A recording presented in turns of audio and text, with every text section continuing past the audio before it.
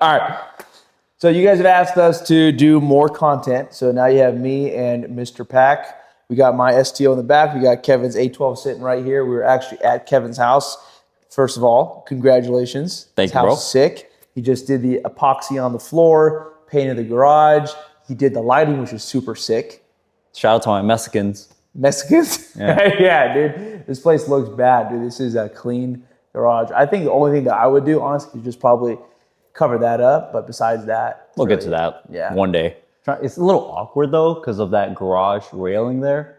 So putting like some kind of cabinet there would be a little annoying. And then also it might fucking block the way I come out of the damn car. True. That's true. So I'll figure that shit out later, to be honest. Well, regardless, house looks sick. Thank you, bro. So we put a ask me on IG. So I have 10 questions from my IG story, and he has 10 himself. Yes. I'm also fasting. This is the second to last day of Ramadan, so I'm kind of out of it.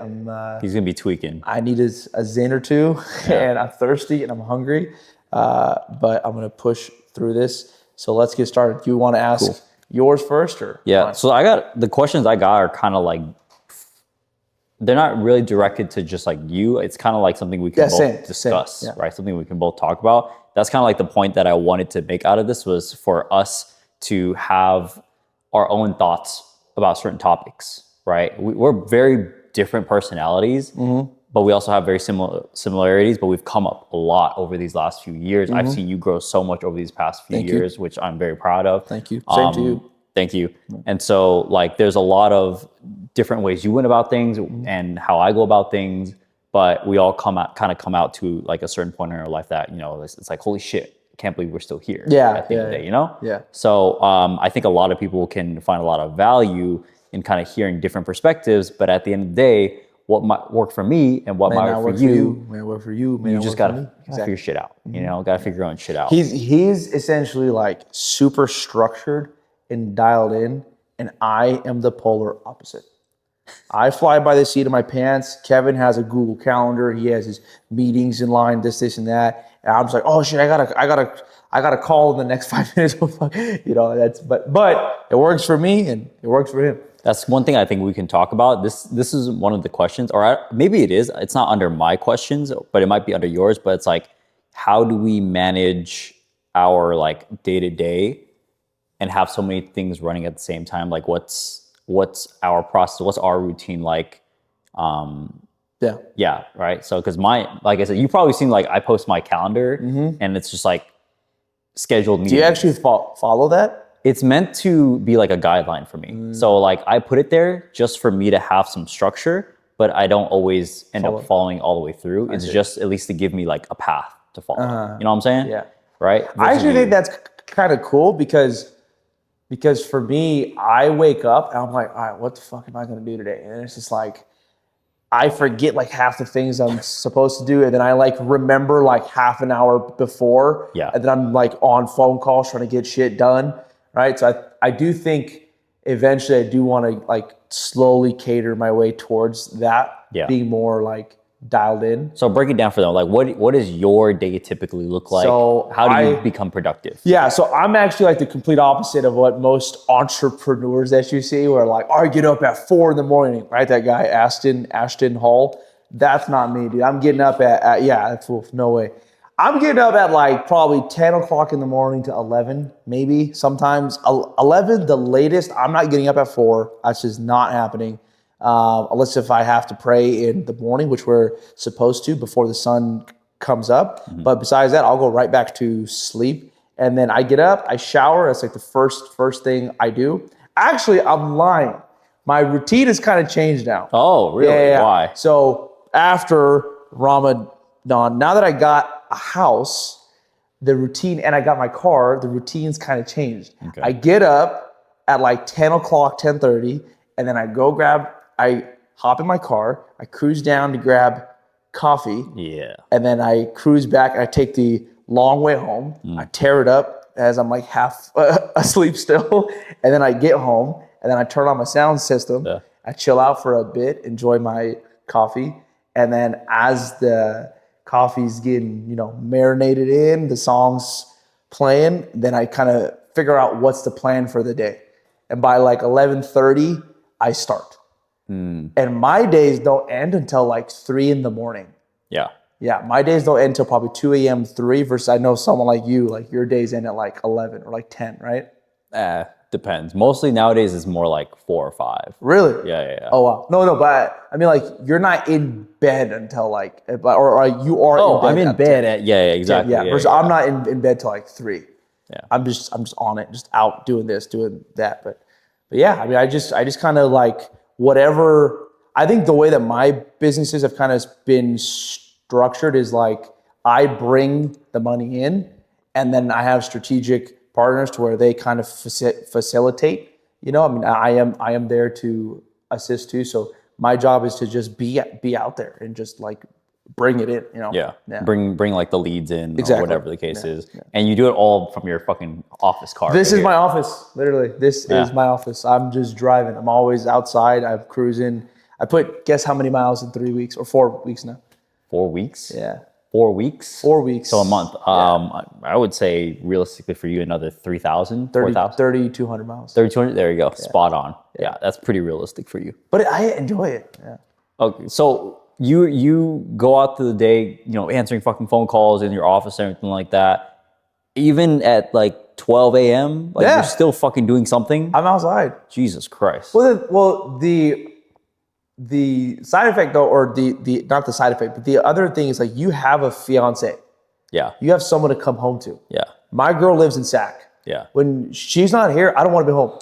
So when I was in a long distance relationship, it was definitely very similar where I didn't have to be home, or I didn't feel, I don't have to be home, but I feel more obligated to be home. Of course. Because like I want to come home to my babe. Well, yeah, exactly. Right? But if she's doing her thing in Texas or whatever, then it's like, you don't be home. Fuck it, I gotta do something. Yeah, exactly. Right. So not until then, once that happens, then I would be home more. Or I would say, hey, let's go out for a cruise, like That's true. Yeah, that's true. Yeah, see, my days are completely different. So like the way I like to have a lot of structure in my days, as you know. I typically will wake up around like 7 or 8, and my first immediate thing is I'll go take a shower, go walk my dog, and then I don't do no fucking like meditation or like this long exaggerated morning routine. I just go straight to work. Yeah. First thing is emails. Check emails right away in my office. Go check those emails. Sometimes I'll take one of my cars out to go get coffee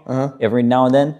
That's the best feeling. Isn't it? Yeah, those are nice, but I don't always want to drink coffee every single day, so I don't always do that. But when I do, I like to take it out and drive it. And I typically will probably work for like, I have something called like a power list that is like 3-4 hours of just real focused work of just like the most important things that need to happen, which usually are emails, team meetings, or anything related to that. And then I'll go out, have lunch in the middle of the day. And then depending on how my day is structured, I'll either go to the gym pretty early on or I'll go later at night. It kind of just depends. Sometimes my day will end at 1, sometimes it will end at 6. It kind of just depends on the day. And then I like to fucking be in bed early, bro. Like, yeah, you like to be in bed Michelle early. hates that shit. Yeah, she hates it, but I like to be in bed early, like around like 10, 11. And I get my fucking 8 hours too. Every single time. I get like 4, dude. I don't, or like fucking 3. Insomniac over here, dude. But I don't know why, dude. I think I just have such severe ADHD. Like, bro, there will be days that like I'll go to bed at like 11. I still don't go to sleep till 4. You won't fall asleep until that time. And I'll have my phone off, everything off, lights off, everything's off, and I still don't sleep until 3 or 4. My mind is just running. But you still perform really highly, depending, regardless of that, right? And that's what's important. And like for me, like the good thing is, even though I like to get the 8 hours, if I don't end up getting it, I can still function really well. Like throughout the day. But I will say though too that the people that don't get enough sleep that can't function, unless it's like an hour or like 2. But if you have 3-4 hours, you're fine. Like stop complaining. You know, like I mean, if you have some shit to fucking do, get it done. That's it. See that? Sleep is overrated, gentlemen. Well, no, I'm not saying that, but what I'm saying is like there's people that are like, if I don't get my 8 hours of sleep, I can't function. I can't walk. I can't talk. Dude, like if there's something that me and you need to absolutely do, we will get it done. Yeah, 100%. Like if we have to pull all-nighters out for some reason So it will be done. So that actually leads me to a personal question for you. Is one of the biggest things that pisses me off is when people ask me, is it worth it? For anything, whether it's like, is this, that, whatever, whether it's Amazon, Section 8, Airbnb, opening up something, a fast food joint, nail salon, whatever. When they ask, is it worth it? Just that one question. How does that make you feel? What's your response to that? To me, it's very obvious. Like yeah, of course it's worth it. Like I wouldn't have my life any other way. And everything that we do is completely worth it because of how much we are able to, put the pieces of our life together in the way that we want, right? All of the work that we put in order for us to be able to take care of our family, our loved ones, to provide the life that we want, have cool cars and everything, 1000% worth the longer hours. Or if we have to do some shit that we don't need to do, or deal with bad clients or customers or whatever the case is, any bullshit that goes on is 1000% worth it. So it's like, when people ask, is it worth it? It's kind of like you don't have like a big enough.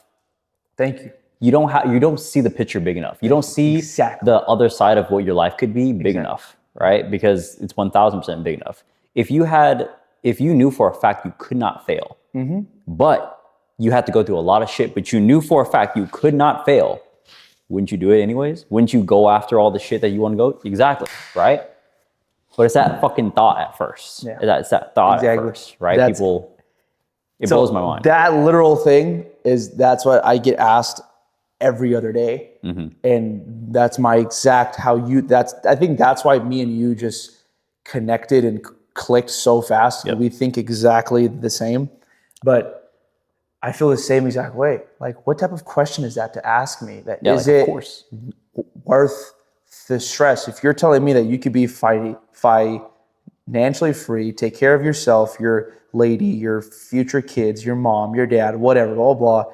Is it worth it? You tell me, motherfucker. Like, no shit. You want it or not? Yeah, you want it or not, right? Like, is it worth the headache? Like, it all, again, it boils down to if you want that life. Now, the caveat is, I do think there are certain businesses or certain things that aren't worth the headache for us now. Yes, I was literally just going to say that. Yeah. Now, at this point, because we have multiple businesses, now we have to be more picky about what we choose. Yep. So it's not a matter of what is it worth it or not at this point. It's now looking at opportunities and whether it's worth it or not, because not every opportunity is worth our time at this point, given how much money it's going to produce, how much headache it's going to give us, the risk involved with it as well. We still take risks, but you still have to be calculated. But you got to be so calculated. Yeah. You got to be so calculated. Bro,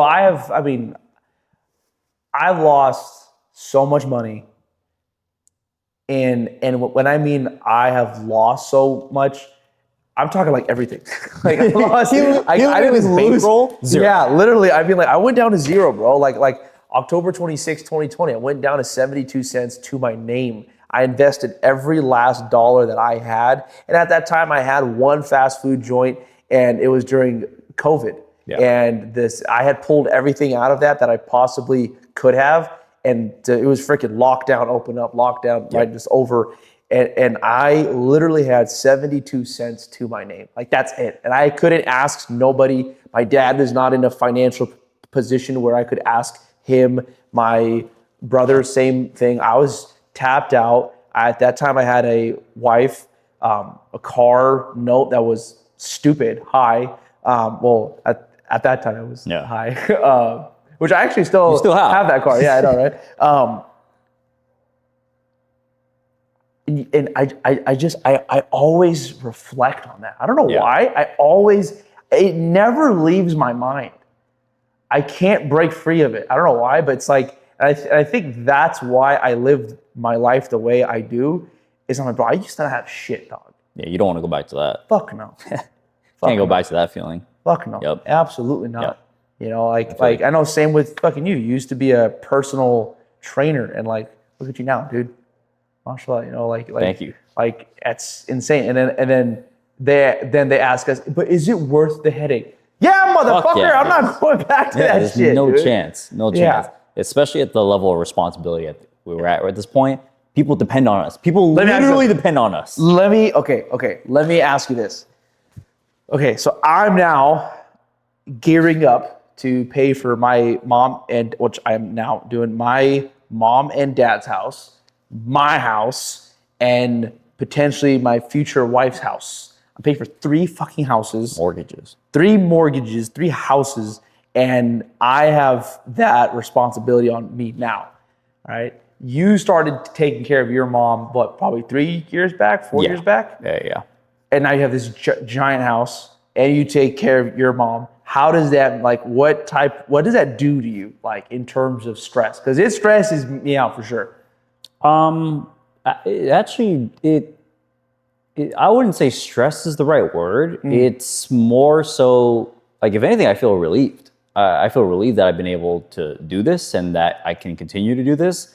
It's more so that, like, it is in the back of my head that, like, hey, this is something that you have to be responsible for. That's what I mean. Oh, okay, yeah. So, like, it doesn't give me stress, but I know it's there. And I know that it's no, so the way I count my expenses is I don't count my personal expenses anymore. I count my mom, Michelle's expenses. All of that is my new bare minimum, right? So I don't have, it's not just the house and the cars. Now it's like house, cars, mom, fiance, electricity bills, etc. Like, they're all considered one under, like, my under you. Yeah, exactly. Under me. So as a whole, it fucking stresses me out. Right. You know? That's what I'm So I'm as saying. a whole, that stresses me out because it's like, okay, now I have this responsibility. Now I have to do things right. That doesn't you can't fuck up. And then if you want to fuck yourself even further mentally, you have to consider the fact that you have employees who also rely on you, and they need a job because they have to pay for their own shit. And if you don't have your companies running, then they don't get any money, and they're not making the money that they do. Which, I'm very happy to say that our employees make a good amount of money, great living, and everything like that. So it'd be fucked up if, because of me, they can't have that same thing. Right. So that, I think it's more stressful for me when I think about all of my employees because they are working and they depend on me, depend on that. And I think that, like, I set everything up really well with, like, my mom and everything where, like, they don't have to worry about that. But the employees I do worry about. I want them to live good. I want to make sure that they're solid too, So I think that's how I think about that. Yeah, for me, it's just... You have a lot, though. You have a lot coming up. Yeah, dude. Here's another thing. I'm used to it by now. I've been doing it for so long. But you're about to enter that field where you have multiple mortgages and a lot of shit to pay for. Well, dude, bro. Because for me, after I got divorced, what was that, 26 or 25, 26, I was only paying for me. Yeah. I only care about me, bro. I could light money on fire. Yeah. And that's what I urge every single person. If you're not married, if you're not taking care of anyone else other than you, invest, try things, do this, do that, go here, go there, because you're only responsible for you. Literally. But now, as this house is about to be done, hopefully in May, you have to hold back reserves. Yeah, bro, for sure, because it's like I think it's like $10,000-$12,000 bank. No, my house is like $7,000 to $8,000 after, like, all things, and then my future wife's is probably whatever $4,000 or $5,000, right? So I'm like, all right, but then it's like all that, like you said, combined together at one time, and that's your bare minimum now. Exactly, right? So now my, like, fixed expenses go from like 25 grand 50 to like 50 G's, which whatever, all right, cool, but it puckers your butthole a little bit. but like, I can't slack now. I can't be like, I won't do this, I won't do that, I'll do it later. Now it's just like, you got to be on it. That 100%. Let's get into some of these questions. Let's go. Shoot. Since we you asked one, I asked one. Let's see here. Okay.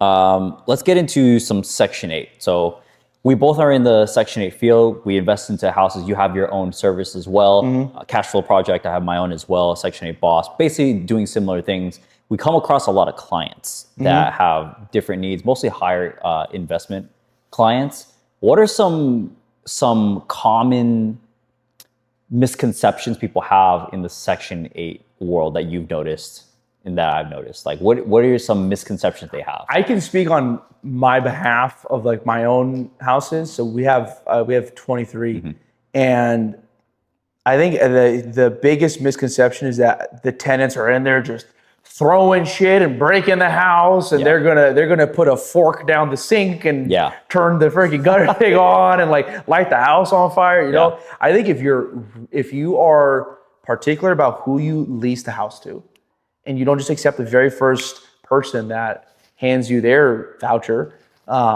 and you're kind of methodical behind it, then you have a higher probability of not having problems, right? I think that's probably like the biggest misconception that I have, where in like our sales guys on their sales calls, where they're saying that like not that they're saying, but like the common thought is that the tenants are just gonna like destroy the house. Everything.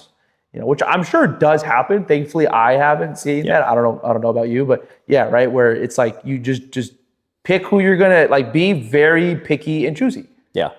I mean, again, they're all not. I mean, they're on Section 8. Yep. So obviously, they are not in the best financial position, but that doesn't mean that they're bad people. Yep.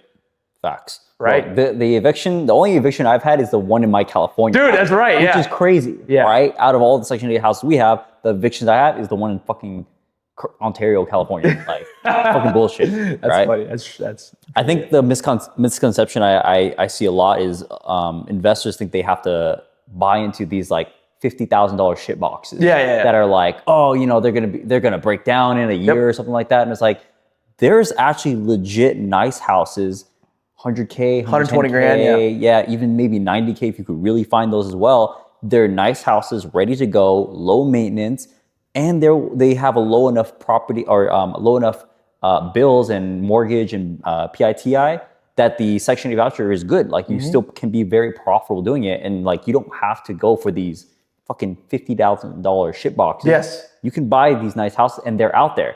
I've gotten so many comments saying, where do you find a house for 100 grand? Well, that's why you pay us. Yeah, exactly. We find it. There are so many ways you can find nice houses out there. You got to look for the right areas, and work with the right people as well, obviously. So that was my biggest misconception that I've come across a lot. I think the other thing is people thinking, oh, you only make $600. You're only putting $30,000. Yes, exactly. Right? Well, like if you go buy a crib for 900 grand, you got to put 20% down. That's $180,000. And let's say your bank payment's $6,000. And let's say Corona, your rent's going to be $7,000. So you're going to make $1,000 a month, but you spent 180 grand. Most cases, even less than that. Yes. Right? So an example is my house on Ontario, California is a $500,000 house. Got to put 100K down. Cash flow is only maybe $200 a month. What? That's the average rent market right there. My mortgage, and I have a 3% interest rate, but my mortgage is only like $2,700. But the rent in that area is $3,000, right? Wow. So it's like I can only make $300 a month off of a 100K investment. There's no cash on cash return on that. You spent 100 grand to make $200. I guess you will have it was a equity. primary. It's a primary, and I have a lot of equity. True. It's gone up in appreciation, but we get into Section 8 because there's way more cash flow per door, right? The cash on cash return is higher per door. Yeah. How many how many do you have? We're coming on 20 as well. 20, nice. Yeah. So hopefully by summer we'd like to have closer to 50, or even by the end of the year that'd be great as well. I think for us, me and Miguel, we get stuck in like wanting to buy more for ourselves, but then also having to fulfill for the clients too. Yeah. And then we get asked, well, why don't you buy them? Like, well, I'm trying to, but then when I have we have one client who's on the road to 100 houses. Yeah. He's like, I want 100 houses to make me at least $60,000 a month net. He's gonna be priority. Yeah, right. So now when I see a house that's cash flowing $900, I want it, but then I also know this guy who wants to do 100 houses. Fuck, all right, fine, here you go. People think we're the ones nitpicking and getting the best deal. Yeah, it's like, no. It's actually in our best interest to give them the best deal. Exactly. Like, why wouldn't you? Also, that's probably the question I hate the most.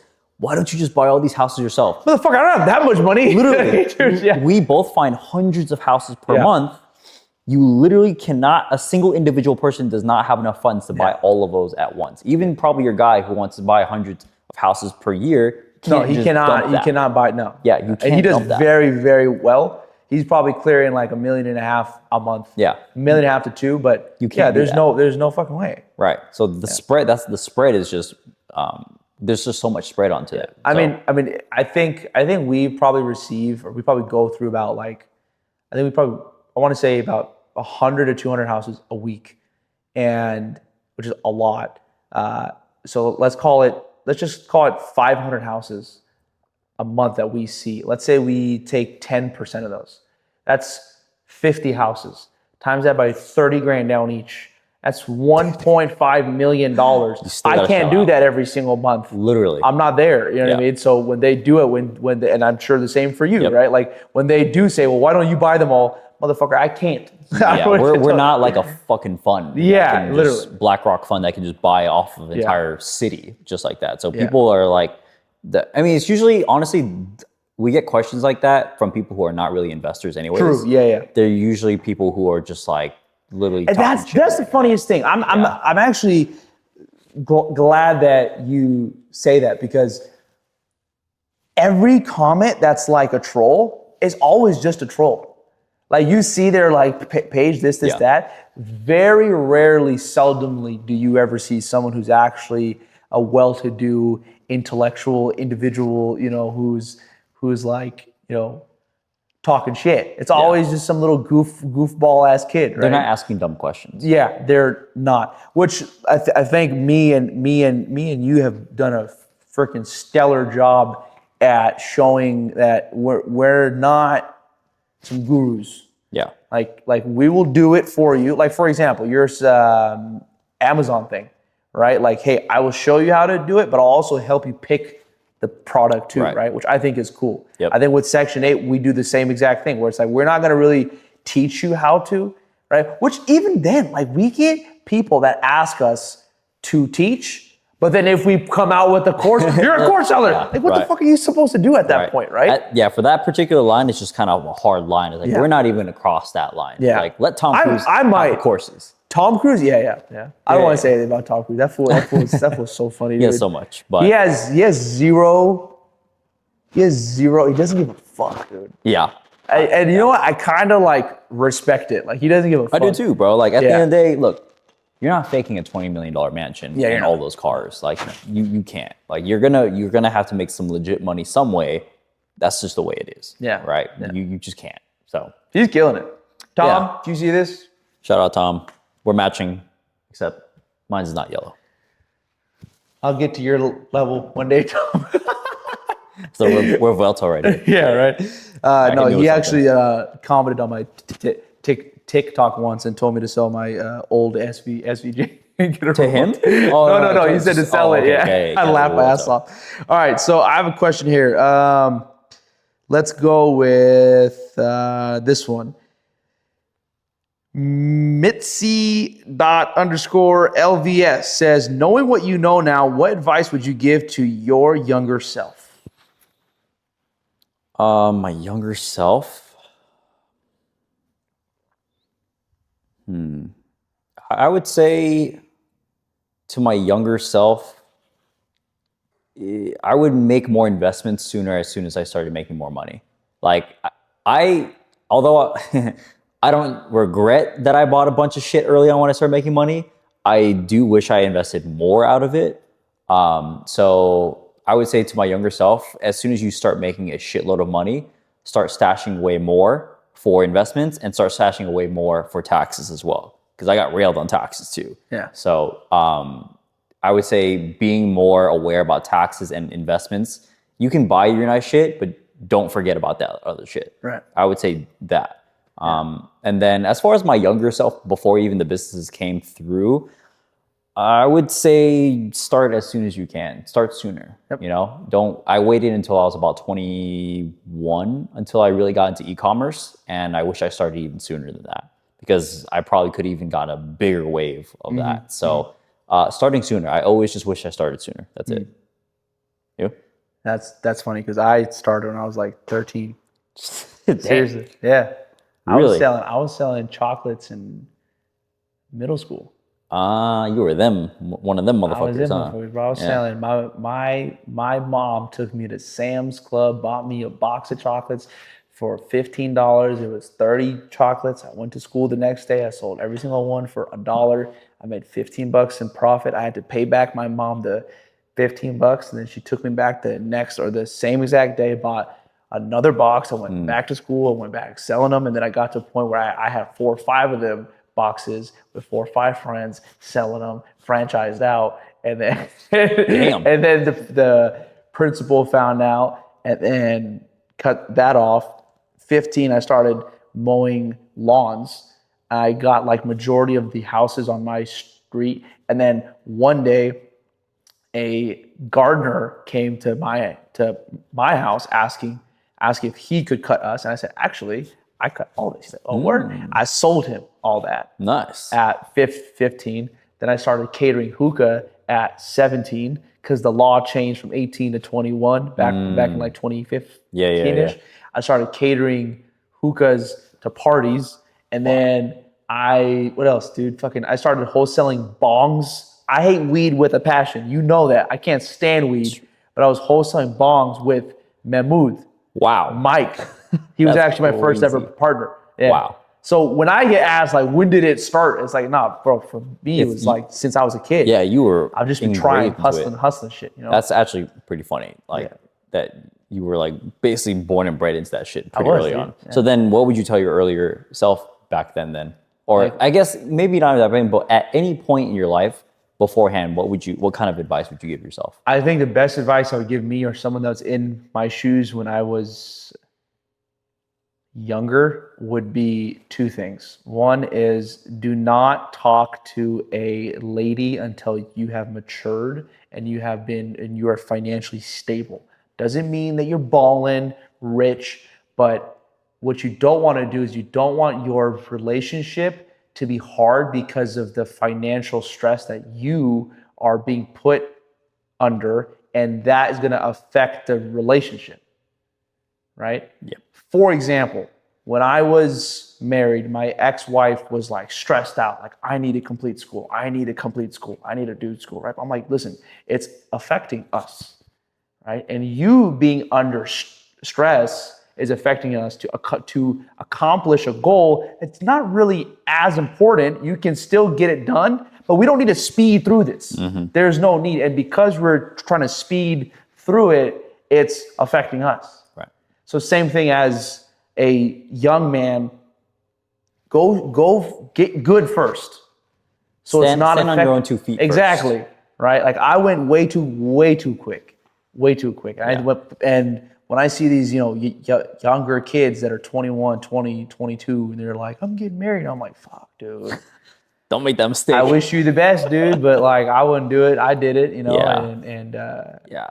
Unless you're good financially, then fine, cool. Yeah. I agree that having money when you're in a relationship definitely takes some weight off and tension away from the relationship, because you guys don't have to really struggle about the aspect. And I'm sure you've heard before that the number one reason for divorce is because of finances, right? Absolutely. So if we eliminate that factor completely, that just increases our chances of having a successful relationship. And it also, I feel like it's important to understand your roles in the relationship so you remove even more tension out of that, right? And especially if finance is a big key, if you know that, hey, this is my responsibility, my lady does not have to worry about that. She can, become that nice, sweet princess that we want her to be, so we can go out there and handle what we want, which is in turn also something that we're passionate about, we care about, fulfills us, but it also provides the life for them as well. So I agree.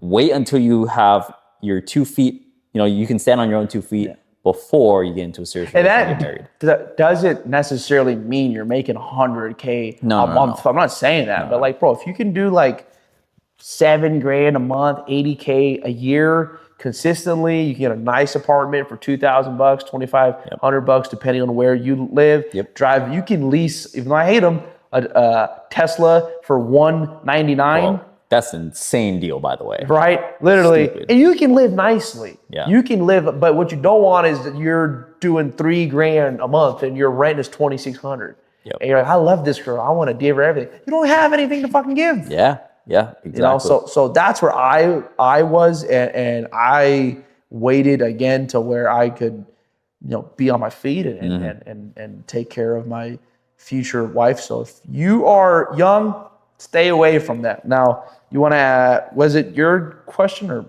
It's my question now. I have a pretty good one here. Yeah. Okay, so the next question we got is, who inspired you to be the man you currently are? What started all of this? Man or woman? Who was it for you? You know what's funny? I won't tell you the specific person, but it's somebody in my family and extended family, and like not my brother or my dad, somebody else. And like I looked up to them because they were like they are like a very successful individual. But then over time, I realized that that's all that they are. They don't have family. They don't have, you know, they lost their wife, they lost their family, they lost their household, they lost everything, and all that individual really has is like the money. And I think I looked up to that person because of, again, financial success and wanting to be like them on that side of things. And so I think I really tried to like pick and choose the characteristics of what made them successful in business, but not so much in life. Yeah. Right? Because in life, obviously, they just didn't have the best luck. But when it came to accomplishing financial feats, yeah, killing the game, right? So I looked up to them. I also do look up to my dad a lot. My father came here from Pakistan, 1979, and worked at Taco Bell, Church's Chicken, McDonald's, Denny's. He was actually the manager to Denny's in Corona back in like freaking 19 whatever. Then he was working as a general manager for someone in my family for like 20 years, and then I bought my first store 2018, and then I got to retire them. So those are two people that I looked up to. My dad, I would say so because of how he treats others. Really cool guy. I mean, he's awesome. You've yeah, he's met great. my dad. Yeah. My dad looks scary, 72, retired, but he's just a good dude. Yeah, you know? 100%. And he's kept my mom happy for 43 years. And he's treated me great. He's treated my brother great, my sister great. And I'm very blessed to have a father like him. Not everybody has that. And the fact that God's allowed me to have that, I acknowledge that. And if I can even be like a fraction of what that guy is, I'll be good. Shout out, Pops. Shout out, Good Pops. guy. Amen. Good guy. That's awesome. What about you? So for me, like my mom was in business. She had her own like little hole in the wall meat market and donut shop back in the day. And she was somebody who was like really stressed out about having your own business. Like she was the first person to not recommend it because of all the stress that she went through. She didn't want that upon me. So she's like, go to school, you'll have an easier life, whatever. So school and going to college and having a career was basically planted into my mind and my life for all of it, right? All of my life. And so entrepreneurship and getting into business really wasn't a thought for me until about when I graduated high school and I got really seriously into fitness. And the person who really opened my eyes to entrepreneurship was a guy named Christian Guzman, who's a big fitness influencer. That's the Gymshark guy? No. Alphalete. Alphalete, exactly. So I'm seeing this kid, you know, I think he's like 23 at the time. I was 18 at the time. And I see him on his YouTube videos. He's got a nice apartment. He's got like an M3, you know, living on his own and stuff like that. And I'm like, fuck, like I want that. That's what I want. Why, if he can do it, why can't I do it? Why can't I do something for myself? And that's why I got really serious into the fitness game and I started vlogging a lot and making YouTube videos. So a lot of you guys who have maybe watched me for a long time may have remembered I used to make a lot of YouTube videos back in 2014, 2015. So I've been in the social media space for so long, but he is the one who influenced me, inspired me to like think larger, think bigger, think that you can do more for yourself, right? And when I started to actually see that I can do something for myself, that's when it opened my eyes and I started getting momentum and I started really pushing. And it was because of him, honestly. Like, he opened my eyes and allowed me to like be more than who I am at that time, you know? So shout out Christian. Literally. You know what's crazy though is, and I humbly say this, but I feel like we're slowly becoming that for others. Yeah. Like, I used to be on YouTube and just watching, and like daily driven exotics was like, dude, I used to watch, I still do. But I've been watching Damon for freaking years, dude, like years.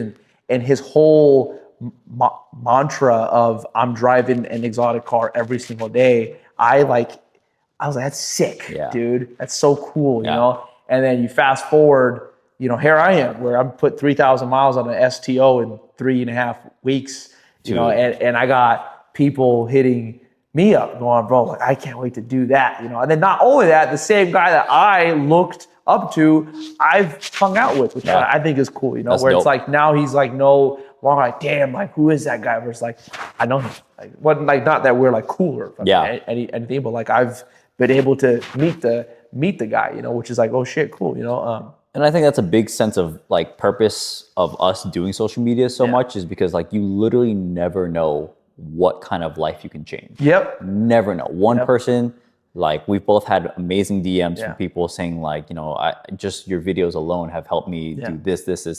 That one kid that came up to me at Monterey Car Week. That was crazy. Tell that fucking story. Okay, hold on. So we're at Monterey Car Week. This is 2023, I think. 2023, Monterey Car Week. We're going to a steakhouse, and this random kid walks up to Pac and blank. Yeah, so when we were just chilling around, walking around Monterey Car Week, I'm with my friends here.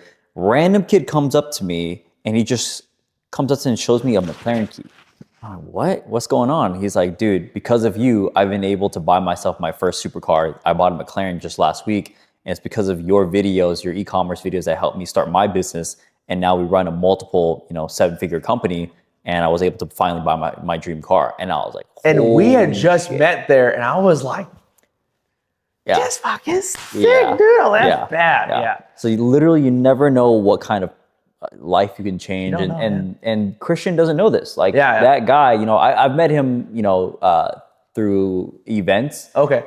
Before, just as a fan. So he probably doesn't remember me. That sounds so weird to hear. Yeah, it's insane, right? That's funny. Okay. And I met him as a fan and everything, so I'm sure he doesn't remember me, but I hope he knows and sees this video and realize that, because of him, he changed my life completely. Yeah. Just by a mindset thing. It was literally just a mindset thing. It's I don't know how to say this, but I feel like a sense of responsibility where, like, I was lucky to have the brother that I have, who, when I was not doing the best, when I was getting in trouble with the police for doing some dumb things and driving fast and getting into fights, I had him there to shake me and be like, what are you doing? Mm-hmm. When I got married and going through my divorce, I had him there to stand behind me and be like, bro, I got you.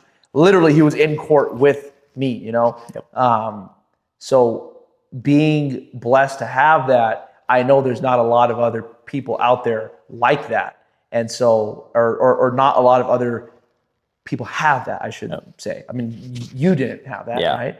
And no father, no older brother. Just got to figure this shit out on my own. Right. And then I sit here and go, wow, dude, like I had a dad, which I still do. But I mean, obviously he was not that involved in my life, but I still had a dad who paid for the roof and the food. And I didn't have to be 17 going, I need to find a job. Like, my drive was like, I want this. Yeah. It wasn't, I need to eat, right? And so anyway, so I find myself being like as helpful as I possibly can. Yep. Because I do, like, imagine if we had people like us at our age. Or sorry, at their age, let's say someone's like 18, 19. You had access to us. Like, bro, I just introed him to a kid who did $757,000 in sales. And his idea came to mind in September. And by February, he had cleared $240,000 in profit. Fucking nuts. Yeah. And now he has access to us that's going to basically propel 10X's business, his company, all the way through. So literally, I'm excited about that project. Yeah. Yeah. I actually said no to other projects in order to focus on this one. Really? Yeah. Oh, wow. Yeah. That's cool. What's your next question? Okay.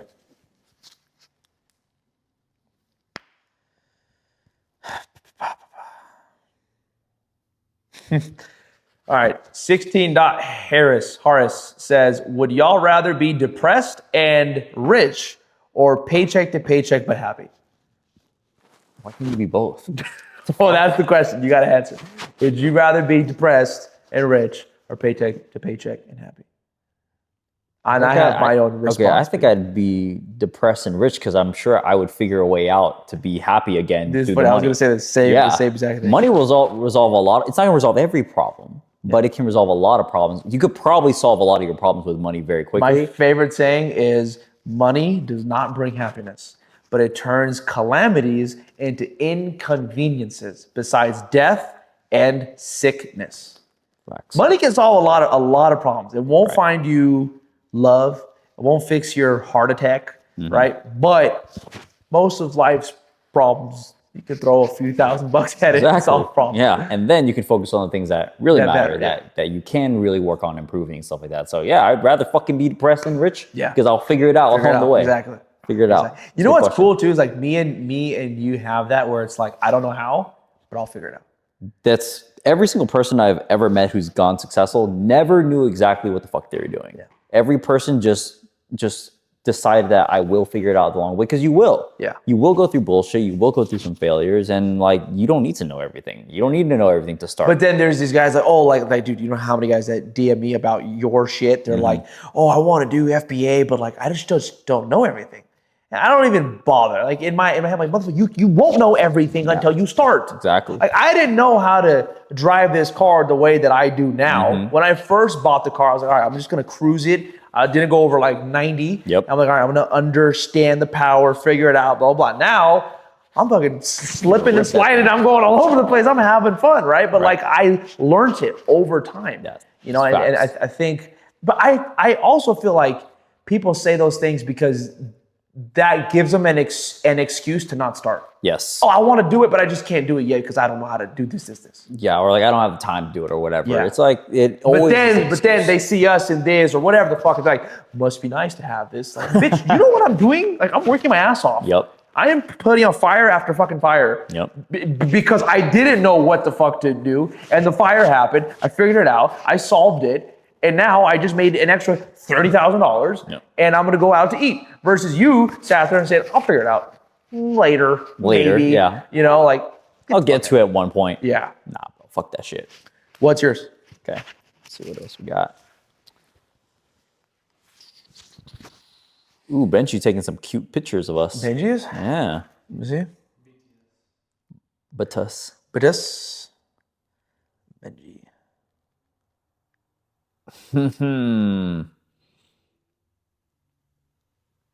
Oh man, this is gonna be a car question. Car question? Because we've both owned Lamborghini SVJs before. Oh God, there's an SVJ talk. All right, the question is, this is from Alazar 5898. Is the Lamborghini Aventador worth the money? Yes. Yes. Yes, I'll say 100%. Yes. Why is it worth it to you? I'll tell you. So my experience with my SVJ was horrible, right? I bought the wrong car. I just bought a car from an individual who I found out after I sold the car, blocked the miles, and you're selling that to somebody who proudly is like, I don't block them, I drive them, here's the miles, I put it on there. I put 9,000 miles in 4.5 to 5 months on an SVJ, right? And they just sold me a piece of shit car, right? Now, if that didn't happen, I'll tell you, amazing car, right? I will tell you though, like how this is my everyday car, this is my daily, right? SVJ is not a good daily, but it's also not built to be that too. No. But just in general, if you want to have the car for between, I would pay no more than $750. Yeah. right? I would say so. For a coupe? Yeah. I think it's a phenomenal car. In terms of experience, Yes. driving wise, absolute shit. Yes. 765, far superior. Way. Far superior. But that car is not meant for that. The SVJ, in my opinion, is more of like a show stopper. Pull up to the scene, cruise down the highway, some loud bangs, pops, right? Gintani in this cool, awesome exhaust. You throw that on there, you're good. I agree. The only thing that's bad is the transmission. I agree. That's probably not the most reliable transmission either. But in my opinion, the SVJ is worth it. I think same thing around that 700K range is worth it. To me, my experience with my SVJ was amazing. Yeah, yours was amazing. No problems with it. Made just that one fuse, and that was really it. But drove really well. Sorry, go ahead. You felt my transmission. My transmission was very nice, like very smooth. Not mine. I think the SVJ is also one of the closest looking hypercars that Lamborghini has. Like that, the build on that just looks really amazing. It is a showstopper for sure. And the experience is great because when you wrap it all together, it's its own character. It's very unique. There's nothing like it. Nothing like it at all. Like nothing like that single clutch transmission with the V12 like that, and how big it is as well, and the way it looks, how low it rides.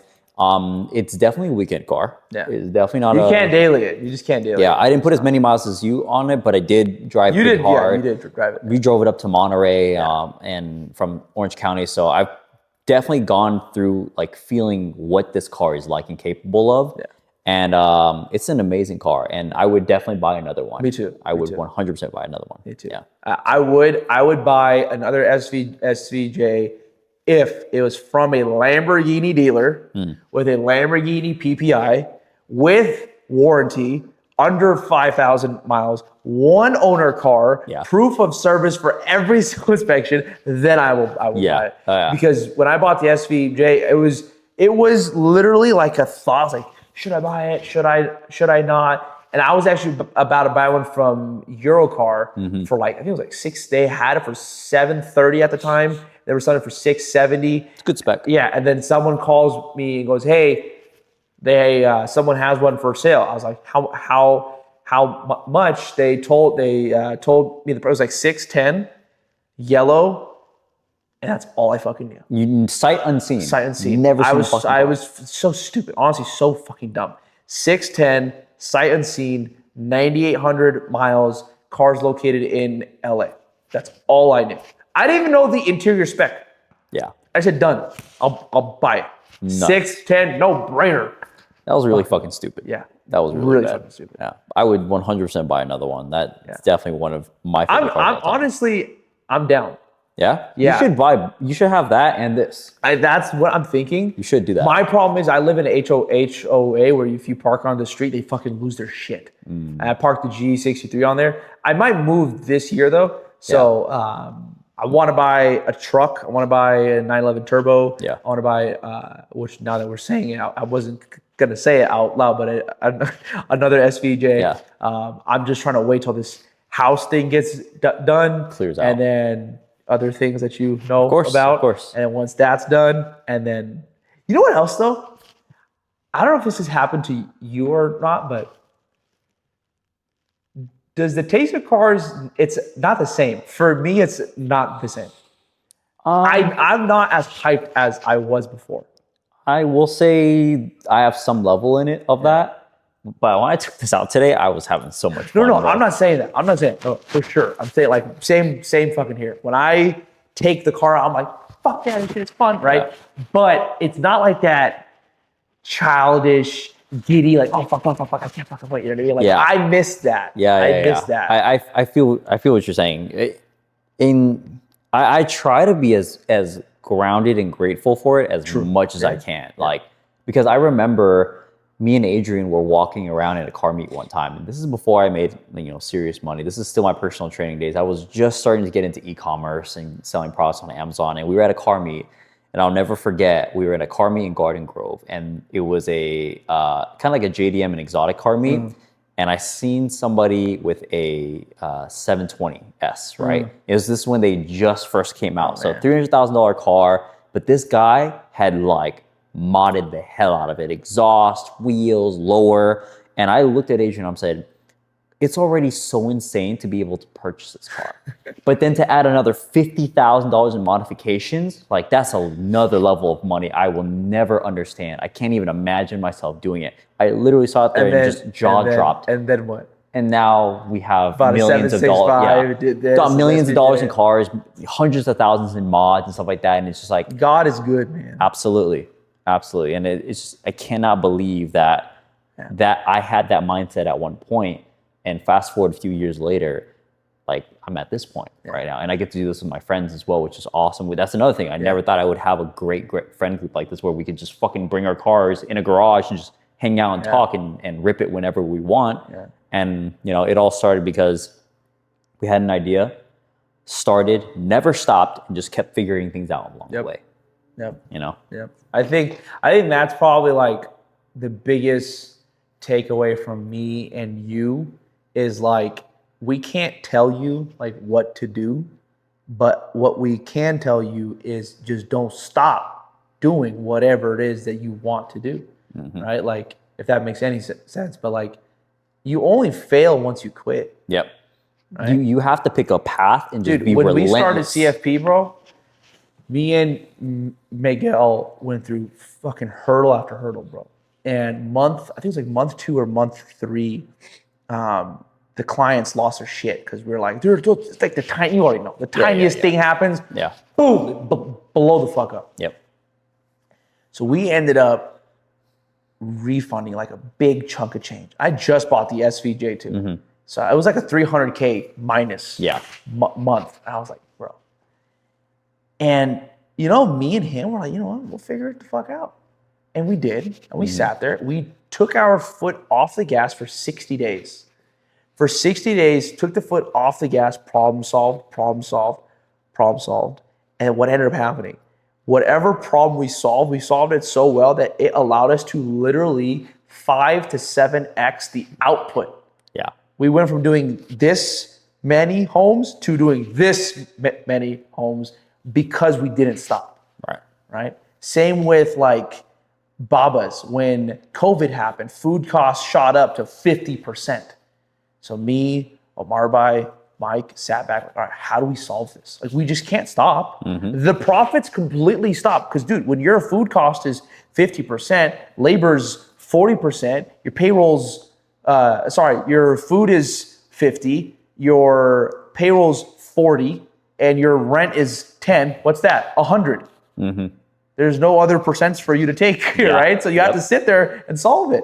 Right? And very similar case. Yeah, like COVID, when COVID came through, bro, how was that for you in Amazon stuff? Very scary. Really? Very scary. This is when I had just had my first successful year. You know, I made multiple 6 figures and I'm like, fuck yeah, we're good. Everything, COVID hits. Shut down. Nobody knows what's gonna happen. Right? This is all, you know, there's shutdowns in China because the manufacturers are not working anymore. So what the hell's happening? Oh my God, I didn't think about that. Amazon is limiting their storage. So you're not allowed to bring all the inventory you typically would want, right? So they used to have unlimited amounts. You could send as many as you want. Now they capped it. And they still cap it now, but you could work around it now.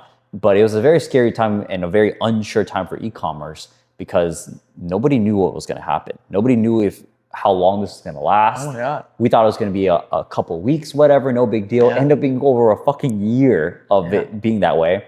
But I ended up resolving that issue by basically, I found the workaround because some of my suppliers were still open and they were giving me heads up about when they would close. So I would order a lot of batch inventory up front. And I would also start trickling inventory to 3PL warehouses instead. Because if Amazon, so if Amazon was not gonna let me put inventory in, I'm just gonna put it into a warehouse where I can hold it there and then start trickling it in as my inventory goes. So it was a big risk having to put a lot of inventory, pay more inventory up front, hold it somewhere, and then waiting to see how Amazon was gonna go. But it was a blessing because everyone stayed in home, people's online shopping went up. So everyone started shopping more on Amazon. So Amazon's customer base. More. So I did more. That year, I fucking doubled my income that year. Wow. Because Amazon's customer base grew. I had inventory because I planned ahead and I bought a bunch of inventory beforehand. So like my account just kept skyrocketing from there, which was fucking incredible. And so it was a big risk and I didn't know what to do, but I figured it out and I took risks anyways. And it all worked out during that year. And that was an incredible year. Yeah. So for us, COVID in the fast food game, because that's all I was doing back then was I was in the fast food side of things. Dude, freaking COVID hits, first lockdown happens. I'm living in Corona with my mom and my dad. I'm driving to my fast food joint.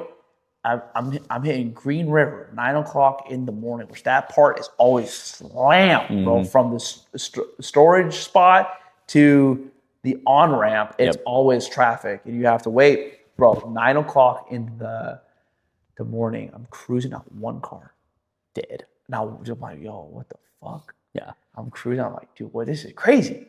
And I'm like, damn, not one. And I'm like, oh shit, I can haul ass. There's no cars. I'm not even processing like what's about to happen, right? I'm like, me being me, I can go 120, right? So I go hop on the highway, not a single car. I'm like, damn, this is wide open. I start taking off. Then it starts to like settle. I'm like, wait, hold up. No one's outside. Yeah. No one's coming to the restaurant. No one's gonna come to the restaurant. Oh shit. And so I start cruising, I go 241, no cars. All right, I'm going like 100, like 120, 110. CHP's on the side of the road. I fly by him. He doesn't even move. He's like, fuck it, I don't even care. He's like, I don't want COVID, right? I'm cruising down. I get to the fast food spot. No cars are outside. No cars are driving around. Nothing. I open up. First hour, nothing. Second hour, nothing. Comes 12:30-ish. I get the first first customer to come through, and I was like, what the fuck's going on? We did like, normally that stored as maybe like $3K a day. We did like fucking $600. Jesus Christ. And it was like that for 60 days. Fuck. And not just, it was You nuts. still got, the lease to pay and shit like that. Yeah, bro, got lease to pay, employees to pay, right? Like, bro, what the fuck's gonna happen, dude? And then when the lockdown came off, bro, the floodgates, dude. Everyone just got out. Everybody was like, we want hot dogs. I'm like, oh shit, this is awesome. Yeah. But then the lockdown happened again. I'm like, bro, it was such a shitty year. Yeah, it's just like a back and forth. Such a shitty year. I think it's my turn to ask you. Okay, go ahead. All right. Should we do cars or should we do like something not cars? Whatever you want. I don't care. Okay. Raymond's POV is asking 812 Superfast, STO, or 992 GT3RS YSOC. What would you pick? I mean, I don't know if this is like an everyday car. All right, let's go with this. Those three cars as a daily, what would you pick? 812. 812? Yeah. Even though this STO is my everyday car, I do think I would probably pick an 812 as a daily if that was the only car that I could. You haven't driven mine, huh? I have not yet. Actually. You need to drive it. It's super comfortable and it sounds really good. I just don't think the hood is something that I can get over. It's just so fucking long. It's actually not bad. I don't notice it. Literally never notice it at all. Huh. Yeah, but the only thing you notice is just the way it drives because it's front engine nut. The ass just fucking whips. This stills? Yeah, whips a lot, which could be fun. Yeah. Also kind of scary at the same time. But I think it has a cup holder.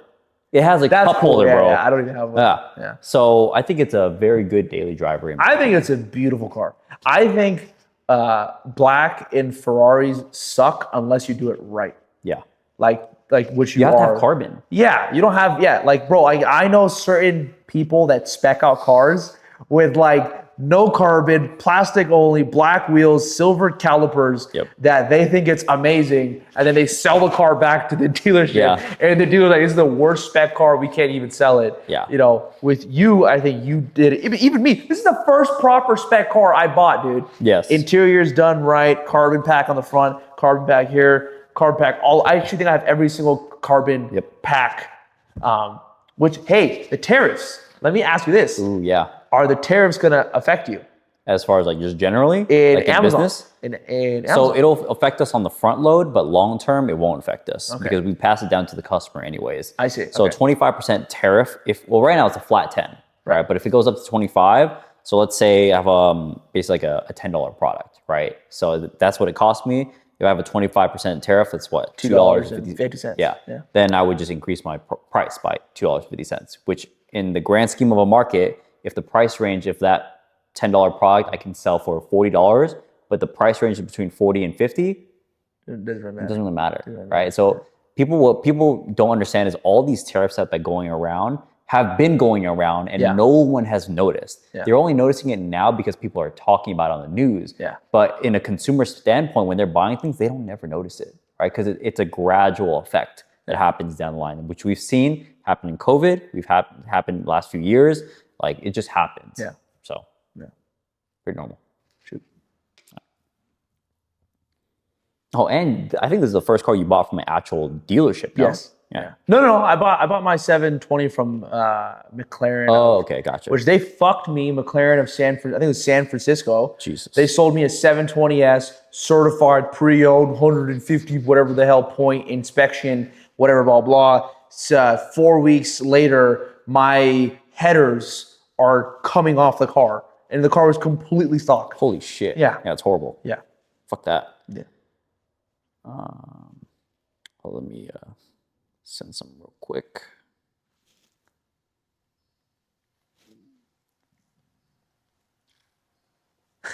Is getting into e-com still worth it? That's what I'm saying, bro. They always ask some just dumb fucking questions. Ooh, that's a good one.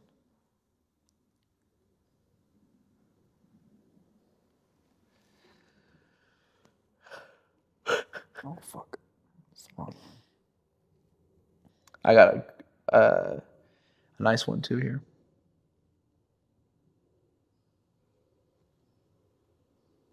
Let me ask you this one. All right, go ahead. What is success? Oh, sorry.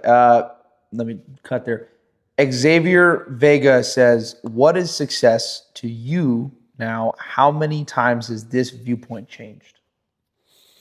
This viewpoint changed a lot. A lot. So when I was 18, 19, success to me was making 6 figures a year. That was initially that. A year? Was a year. Yeah. Right? That was a big goal of mine when I was really young. And I thought that was like kind of the pinnacle. Like if you get to that point, you're like top dog. $250 million a year, you're balling, right? Now, over time, I've started to see that success to me comes down to, at least at this point, success to me is being able to live life on my terms. That's as simple as it gets for me. As long as I get to live my life and choose the way I want to do it and I operate it the way I want it under my terms, that is a successful life to me that I'm extremely grateful for. Yep. Doesn't really tie to a dollar amount per se anymore, because I mean, when I was dreaming about making 6 figures a year, well, I'm doing multiple per month now. So it doesn't really fucking matter, which is crazy to say even, like blessed to even say that. So at that point, it's kind of like, it's not really too much about the money anymore. It's all about living life on my own terms and challenging myself in that sense. And that gives me a sense of like, I'm living a successful life at that point. That's what it means to me. I think the same thing for me. When I was a kid, I used to think success was making $250,000 a year. You're rich. And then, I mean, obviously with God's blessings, we've been able to destroy that number and go far surpass that. Thank God. And then you realize that no, like real success is exactly what you just said, is just being free. Like, bro, today I don't need, like, if I chose to, I don't need to do shit. Yeah. Tomorrow, Monday, Tuesday, if I really wanted to, you too, we don't need to do anything. No. Probably do like 1 or 2 phone calls. Right. If you really wanted to. That's really it, honestly. And that to me is everything. But look how much we push the needle every single day. Yeah, I didn't think, honestly, as I was saying that was like going through my mind. We could do the bare minimum, and the bare minimum would literally be nothing per day. But every single day we show up and push the needle forward. I didn't even think about that. Isn't that crazy? Yeah, you're right. It's insane, right? Because when I explain to you, I don't need to do shit. Yeah. I literally choose to do shit. Literally maybe 1 hour and I'm good. Yeah. But the reason why at least for me, when I choose to spend an 8-hour day doing the work that I do, it's because we keep wanting to push the needle forward, right? I want to keep pushing the needle forward and progress faster and faster, right? What pushes you? Is it the money, or is it what is it? It's for me, it's some of it is the money because, you know, I have other, you know, financial goals I want to hit. But my main goal is I want to see how far I can push myself. Damn, that's why we're the same shit, bro. Literally the same fucking thing. I want to see what I'm capable of. Yeah. Right? It's like the same thing. Like, why do I do Muay Thai? Like, why the fuck do I keep doing this? Right? Why do I want to get punched in the face? It's because I just want to see what I'm capable of. Yeah. Right? I want to test myself. I love the challenge. I love seeing what I'm doing. Because after, and I think this is where like a lot of people don't understand. After a certain point, your life doesn't change with the more cash that you make. I mean, yeah, let's say if, you know, if you're making $100 million, it's gonna look a lot different. Yeah, right, yeah. Like I'm trying to say it without saying how much we like make, but like, yes, if we were doing 2 million a month, my life would probably be a little different, right? Where I probably have like a different house, maybe a few more crazier cars. You know, things like that. But I would still wear the same clothes. I still drive the same cars. I still talk the same way. I still do the same shit that I do now. It would just be a few other cool things. So, yeah, my life didn't really change. My life changed drastically from 10K to 30K, 30K to 80K, 80 to 100. But then after a certain point. That was the next question we wanted to bring up was how has making millions of dollars changed either of us in what way? You have to have changed in some way going from where you were before to where you're at now. Sure. There has to be some kind of change. I will say that my self-confidence has gone through the roof. You know, because when you're hustling, you're trying shit and you haven't really proved anything. And once you've made the X amount of whatever that is to you, you kind of prove to yourself, like, hey, I know what I'm doing. And so when you start something else and you have that self-doubt, you can refer back to where you were successful and say, hey, well, I killed it here and I killed it there. I killed it there. Yeah, I don't know what to do here, but I did good there. I should hopefully be able to do good here too. Facts. Right? I also think making more money has made me more humble. I feel like I'm more aware. I'm more self-aware of when I talk to other individuals. I'm very cautious about the things that I say. I never want someone to feel like they're below me or don't, like, for example, when like I meet someone with like a cool car, like they have a Scion FRS or a 350Z. To me and you, let's just shoot straight. Like okay, cool, right? But when they come up to us and we ask, oh, hey, dude, so like, what car do you have? And they're, oh, I just have a 300ZX. I'm like, oh, that's fucking sick, dude. That's fucking right. Most people in our positions aren't like that. They'd be like, I have this. Yeah, oh, that's cool, bro. I have an A12, right? Like, but that's not us. You know? And so I feel like the more I've made, the closer I've gotten to God, the more thankful I have become, the more happier I've been, the more loving I have been to my mom and my dad. I just want to do more. I want to do more because that money is a fucking tool, bro. I can let my dad chill. I can let my mom chill. I can buy my sister a fucking Cayenne. I can feed the poor. I can take care of me. Now you feed the poor too, right? Like people give money a bad juju or a bad name or taboo because they don't have it. They don't have it. Or they could end up being a bad person themselves. Exactly. That's another big thing. Exactly. I'm a full believer that money just amplifies the type of person you are. Absolutely. 100%. If you're a piece of shit before, you'd be an even bigger piece of shit after. Exactly. Yeah. I like the point that you brought up with the example of the kid, you know, who might have an FRS or something like that, and you know they might be embarrassed to say what they have. But I've gone numerous times. One of my first cars was a Honda S2000. That's right. I post it every time I see one. I post about it because I love that car. I appreciate that car. I remember where I started from there. And whenever I see somebody with it, I never mention my own cars. I would say that's an amazing car. It's beautiful. I always try to refrain from saying whatever I have. Always. Even though like you want to like add to the conversation. Like, I'm a car guy too, bro. You know, like you might want to say that you have this for them to see it, for them to come in, oh cool, you know, but then you don't want them to feel less than. It just happened last night too. I was literally at the gym. This guy pulls up in like a 2016 GT3 and it's modded, right? big wing, exhaust, wheels, etc. I'm looking at it like, dude, fucking nice ass fucking car, you know. But I'm not going to be like, oh yeah, by the way, I have this. Yeah, I'm just come follow me to my car. Yeah, exactly. I'm like, nah, dude, like that's fucking sick. Like that's so sick, and I appreciate it. What's your opinion on people who are? I'm trying to pick the right words to say this. What's your opinion on people who don't have even cars even close to these like us, but they act like the shit don't stink? I'm saying this because BMW owners. Yeah, dude, I was in Corona pumping gas at a Chevron. There's a guy in a Cadillac CTS. Yeah. It looks sick. I was like, dude, your car is sick. He literally is on his phone. He goes, yeah. I'm like, motherfucker. I'm like, bro. He didn't see my car or nothing, but just the way he was like, yeah, bitch, get the fuck out of my way. He was just like, yeah. I'm like, dude. Fuck that, dude. Bro, you know, like, versus there's guys that come up to me like, nice car. Like, here's the key. Sit in the car. Rev it up. Yep. What do you think? You know, like, I'm not trying to be cocky, bro. Like, no I'm not. chance, bro. Yeah. I swear, that's coming from, I noticed it from fucking BMW owners and M5 guys, for sure. M3, not all M3 guys. A lot of them. Why does every fucking G80 M3 want to race? Seriously. Every single G80 wants to race. Listen, if I'm gonna go to jail for speeding, the freaking better be worth storyline better be I raced a 812 or I raced a fucking Mercy or something. I don't want to like, oh yeah, I was on the highway in a 405 and some 17-year-old kid in a G80 said, fucking run it, pussy. And then I went to jail now because I went 160. Yeah, because I want to prove something to a fucking G80 owner. Dude, they get beside me. They're I'm like, dude, fucking leave me alone, bro. Yeah. That and like muscle car owners, I feel like they just have the most amount of shit to say online. The Challenger dudes.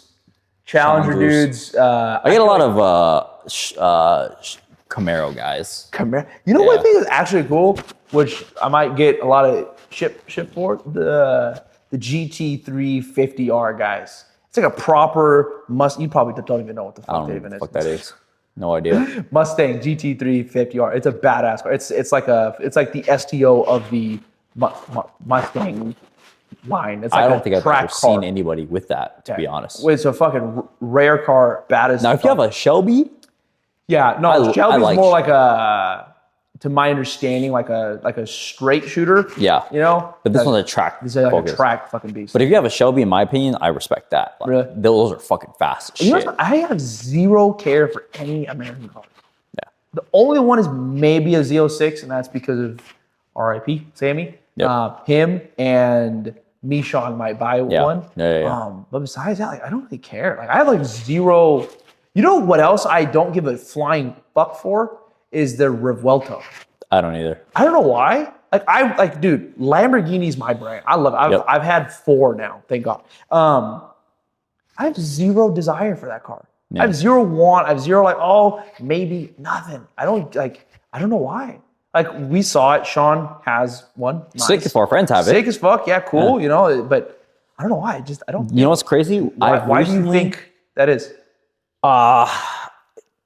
I think it's just a whole electrical hybrid input into it. Mm-hmm. Like, I think, and people are very... But it's still a V12. It's still V12, but I think the car market is very iffy about how hybrids are. Yeah. Like any electrical vehicle, we're unsure about how that people are going to react to it, how the market responds to it. And I think because of that, it doesn't have that like, oh, that's the dream car. It doesn't have the same feeling as like people have the poster of an Aventador. Yeah. Right? People have posters of Aventadors, but people don't have posters of Revueltos or SF90s. Like, that's not really the new dream anymore, you know? Yeah. And so I think it's just the direction that a lot of these car manufacturers are going. I don't think... Especially in the last like 2 years. Yeah. There's nothing really special that feels... They just tank them. They tank, but they also don't feel very special either. I mean, let's look at the SF90. Yeah.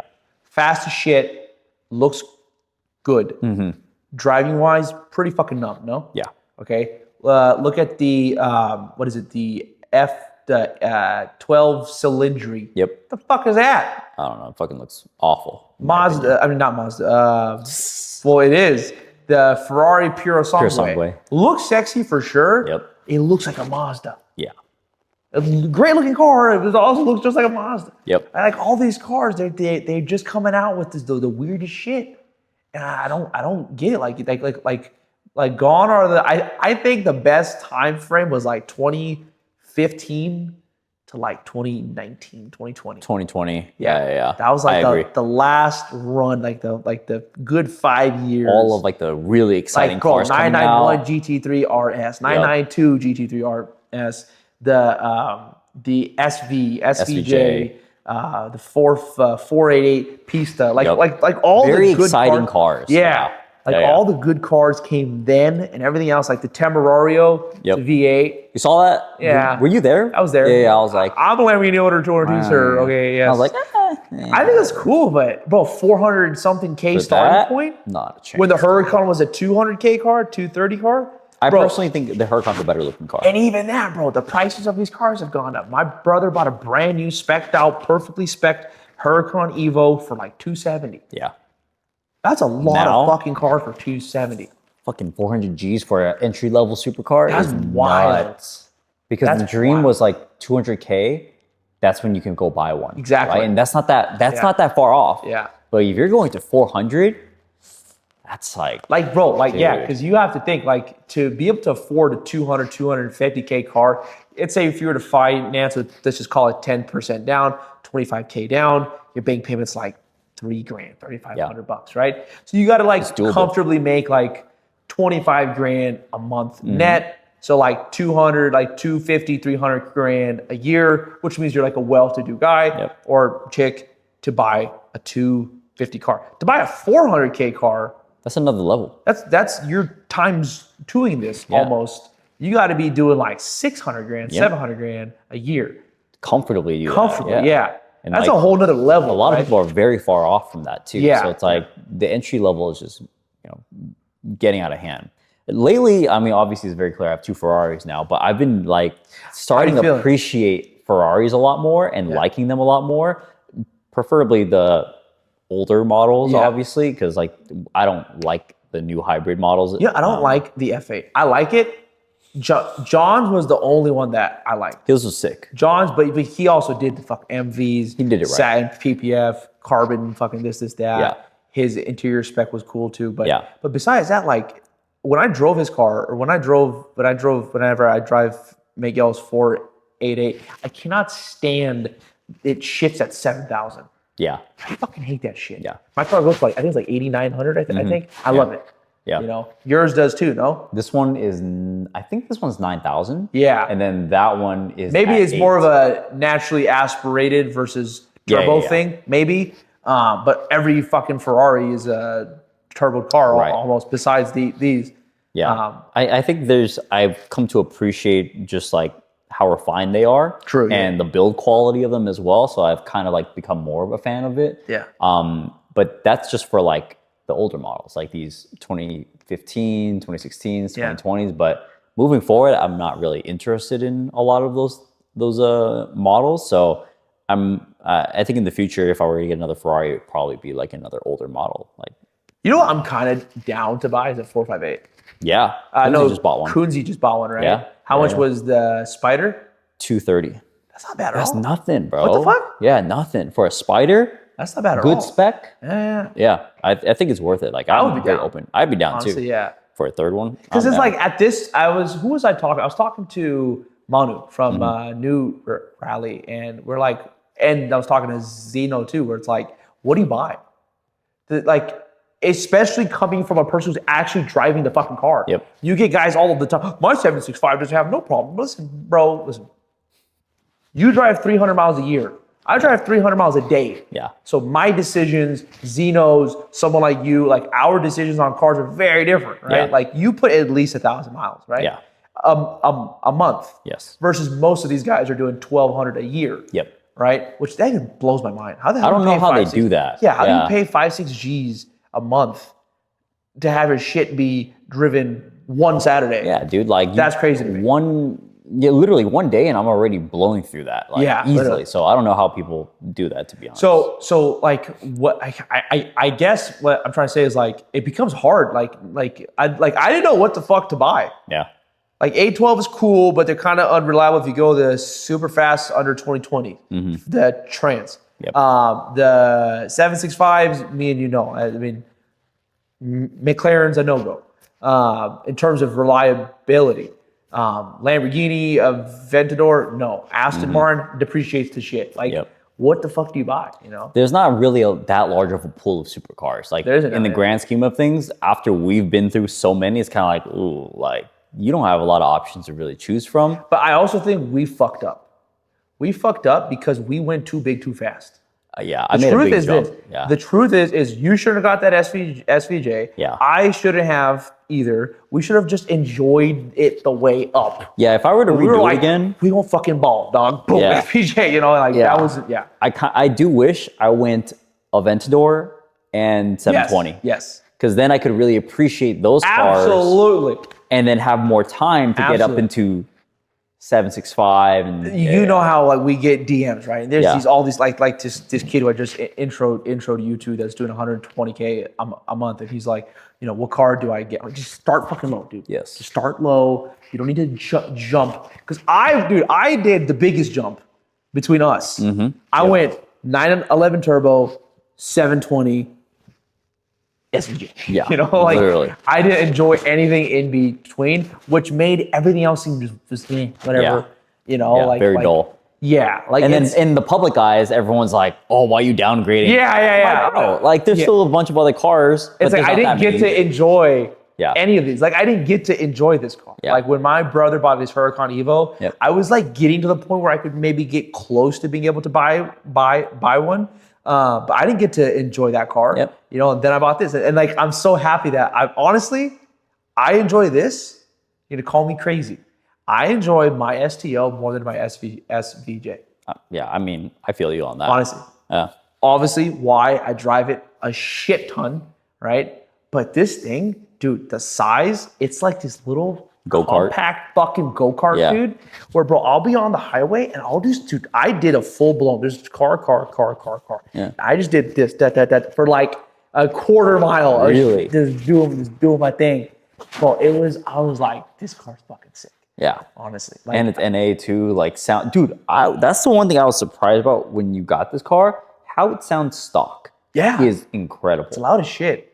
Are you gonna do an exhaust on it? No, but I am wrapping it. Okay, I'm copying Scott Disick. Yeah. It actually looks good. It looks so good. It looks really, really good. I just don't know if I should go gold or rose gold.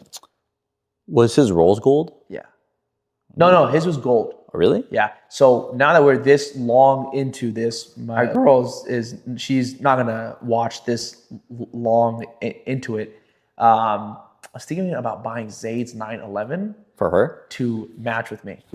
Yeah, because I know Zayd does not push his cars hard. At all. Of course. And I would feel safe buying his car. Yeah. What do you think about it? It's a good idea, but if you're gonna change the color of the car, I mean. But then I would also do that to hers too. Oh yeah, fuck yeah. It makes total sense. Right? Yeah. That'd be sick. And you'll get a good deal off of that car as well. Yeah. Is it a 992? 992. It's a 992 Carrera. This Carrera or Carrera S. So the same as Michelle's then. Same thing. Good. Yeah. But it's owned by Zayd. Yeah. So I know Zayd. Zayd was the first person to buy it. Doesn't push the cars hard. Yep. He's a chill ass dude, right? Honestly, that's a good idea. Right? Yeah, it's a good idea. Because he still has it at Sean's. Yeah. Yeah, it's a good idea. I think you should do it. I think that would be like a cool 2-car. Because I was thinking like a Targa or 992. I'm like, if I'm gonna spend that, and that's the other problem, bro. I go, well, if I'm gonna spend 150, then we'll spend 150. If I'm gonna buy this, and I'll buy this, I'll buy this, and then all of a sudden I'm at like a fucking Urus Performante white body. You know what I mean? We can't let that happen. Yeah. Especially for her first car as well. That's the other thing too. Is like I don't want to just throw her into like the fuck. Here's a 992 Turbo S dog. Yeah, like, here's the thing. I promise you, she's going to really love that car. Yeah. Even if it's like the base model or S or whatever. Like Michelle loves her car. Like we were talking and we were talking with one of her friends. She's like, "Do you have like a dream car?" And she's like, "Honestly, I can't think of any other car I would want to be in other than this one. I love this car." Yeah. And this is one of the things I was so happy about when I bought this car for her. She literally drives that car like all the time, hard for her, right? Yeah. Top down, always top down. She's like you and Elias, Oh, shit. always top That's down, tight. right? And it's so dope, like just seeing her enjoy, genuinely love and enjoy that car, and I see how much she loves it. And fuck, you know what? I'll buy it. Yeah, you should. I'll buy it. Fuck, like, and they don't need like crazy shit to be honest. They just need because for them it's like they're not. They don't. What's the horsepower, motherfucker? Like, they don't care about the specs, the spec or the feel of the car. Yeah. They care about the car as a whole, how it looks, the brand, and that's it, right? They don't care about suspension or like. My girl cares about the tech. Yeah.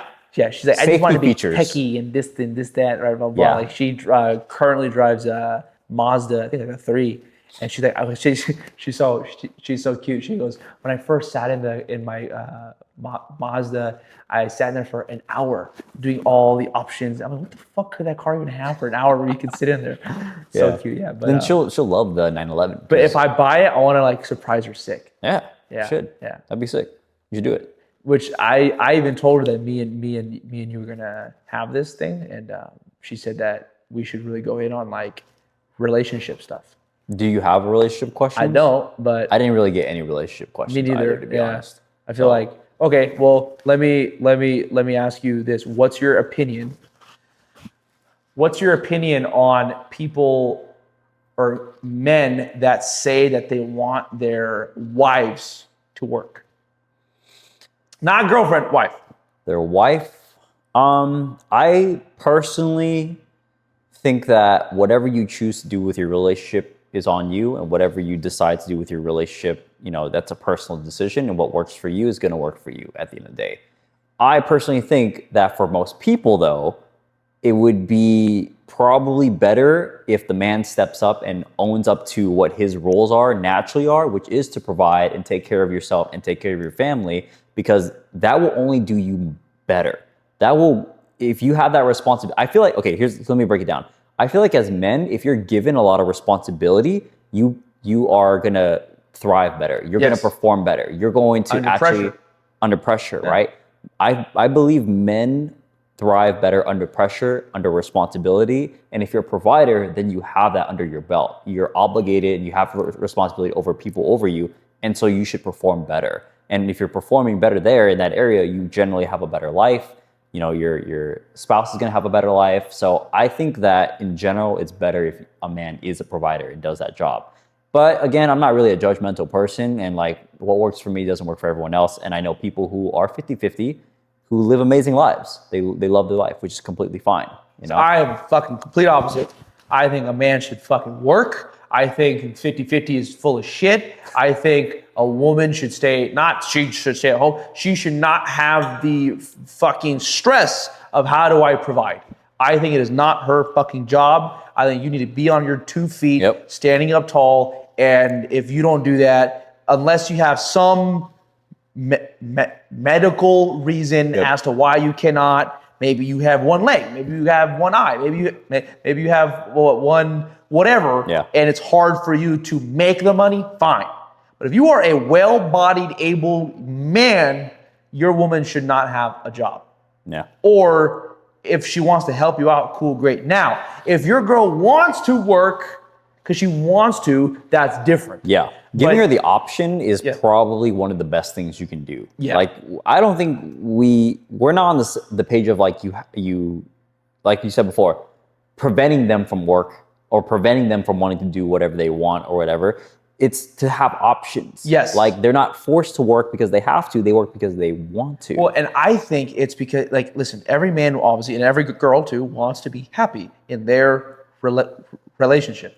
I personally feel like if a woman can worry about her looking pretty, her dressing nice, and all she needs to do is just make the house nice and tidy, maybe make a thing or two to fucking eat, that's it. That gives her enough emotional space to be a nice, kind, calm, loving girl. I agree. Now, so now that we're getting to that, the one thing that irks me, or like it'll make me definitely side-eye you, is if you're a man, full-grown man, and you rely on your girl, like fully. Like she's the one that pays the bill. That's weird to me. That's super weird to me. Like 50-50, all right, I'll let that slide, whatever, I don't really care. But if you're wholeheartedly being a bum and you're letting her do all the work and you're not standing up and providing anything or contributing, you're literally just taking advantage of her. Someone. I'm like, dude, you're weak. Yeah. You're weak. Every man should be able to at least provide something at some level, 50% minimum. Yeah. And I'm not saying that a girl cannot help. Yeah. Absolutely, dude. You're 24 years old. Yeah. You're 24. He's 24. You guys are both becoming fucking, I don't know, physicians, assistants, and you're hustling and you're growing together. Dope, dude. Yep. Sick. Awesome. But have a game plan to where, like, if you're both young, that, okay, cool, grind together with the game plan of how do we get meat, like it's like you guys are both going to fucking space and you guys work together. Now that you're there, the boosters come off and she gets to stay home and you continue on, right? Like that's what I would do if I was that age, right? Yeah. Or like, let's say, for example, my girl now has a job that's paying her fucking $2 million a year. Okay, cool, awesome. Let's fucking work together, and then we'll use that extra $200K a month. But if you're like, if she were to make her extra $5,000, $6,000, a fucking car note's fucking $5K. I don't fucking care. I 100%, no way. Okay, what is your? How do I ask this? So me and you see eye to eye on a lot of things. One thing that I don't want to say we don't see eye to eye, but we have a difference of opinion on is clothing for your spouse or future spouse. I'm very conservative. You're, I would say, not.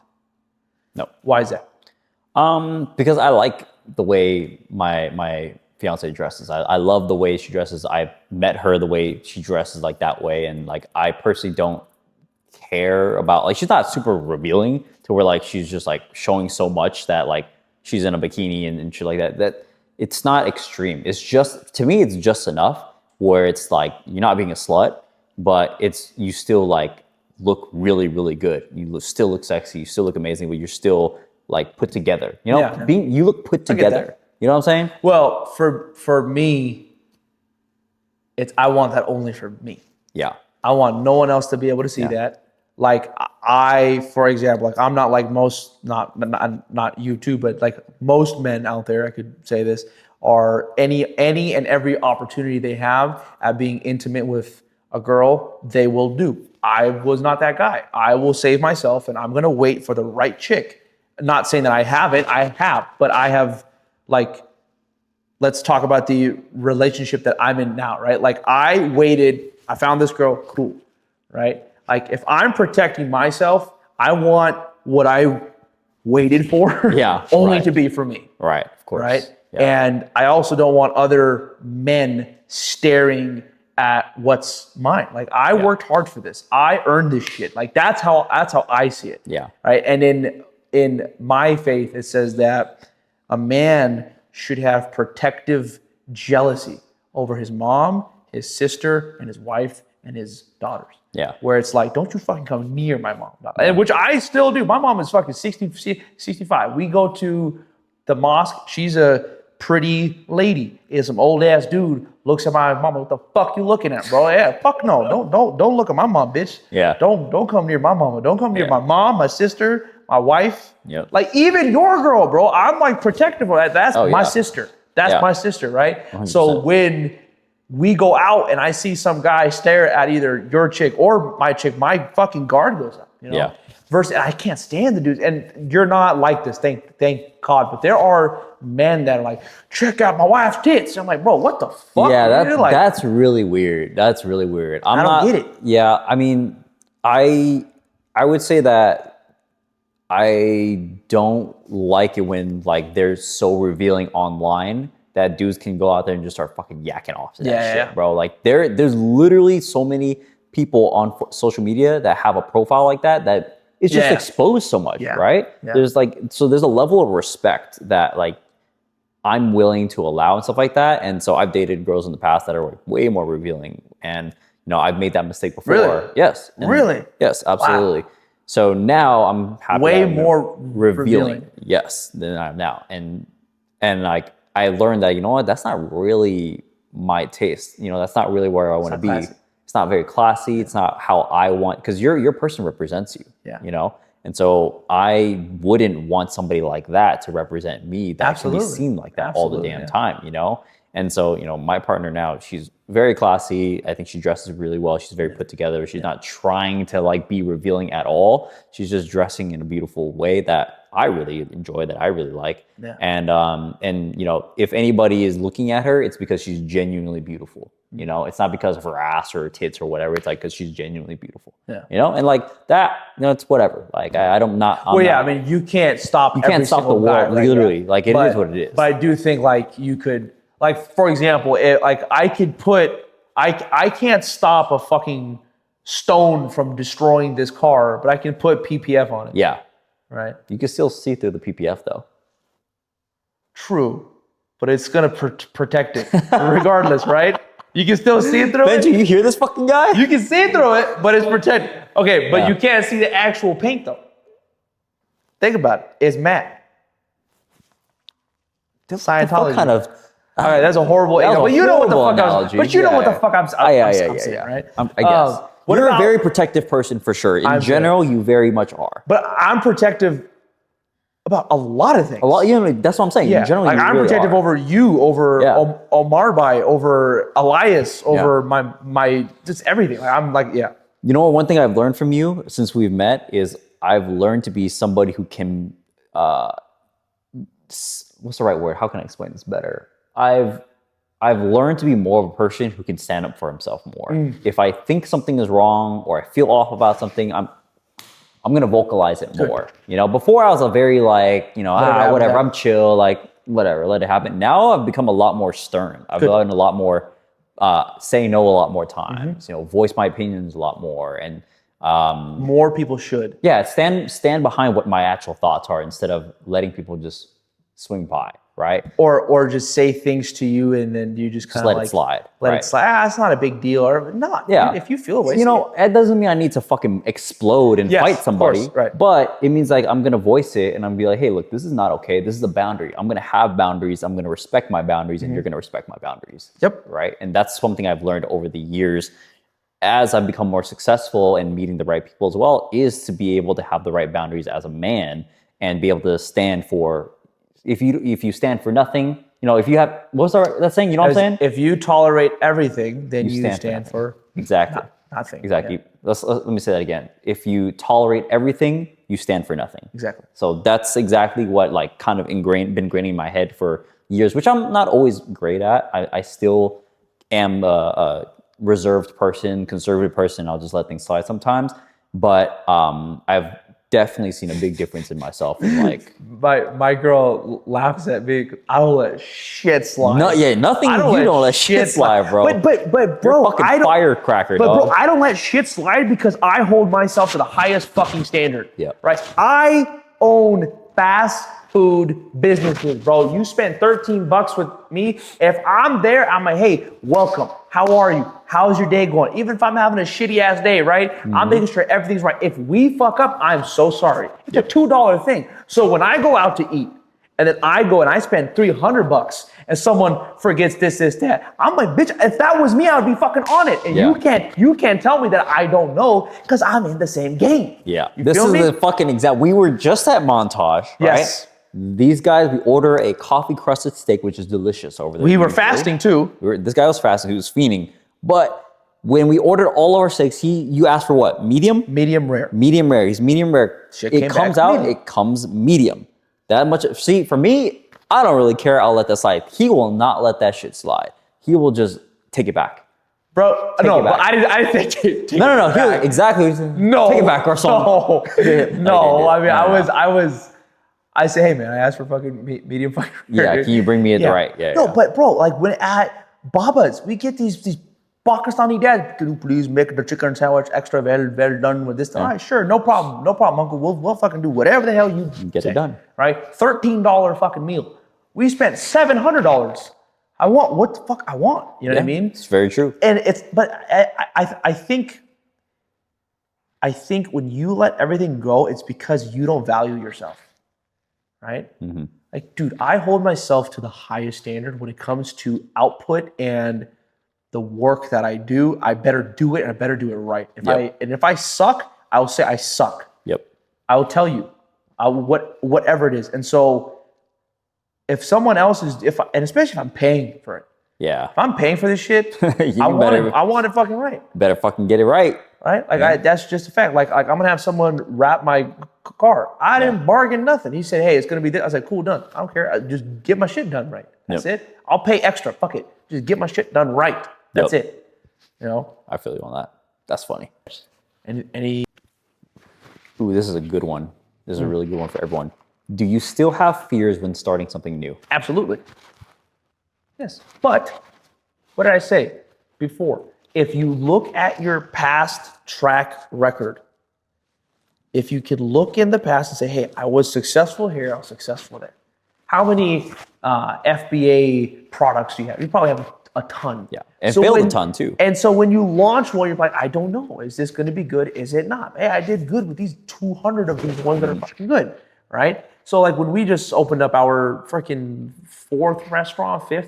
fifth one, and don't know how it'll do. I am afraid, but I also know, hey, I'm gonna do everything in my power to make it be good. And whatever else happens afterwards happens. So I think the best way to build a self-confidence is to do. As you do, you get more success, you build self-confidence, and then you do new things and you do get a little bit more oomph to your step. But you'll always have some sort of doubt. Always. Yeah, even for myself, like, I just opened up my first ever physical location business. And, it's in the automotive space and everything. I've never done anything really ever. I'm all about e-commerce, everything online, my services. Congratulations. Thank you. It's looks really, really great. I'm very excited for this project, but I still have no idea what the fuck I'm doing. Yeah. And I'm risking, thousands and thousands of dollars out of my own money that I could be using towards something else. But it's like, why am I doing it? It's because I enjoy the challenge and I'm not afraid to, I am afraid actually, I'm scared. But if I keep letting my fear hold me back from possible new things that could be amazing, then I'm never going to allow myself to see my full potential in these things, right? So regardless of because I'm scared of a new venture I've never done before, I'm going to figure it out along the way, and I've got great business partners that I trust that are familiar with the field that I can depend on as well, and they're depending on me.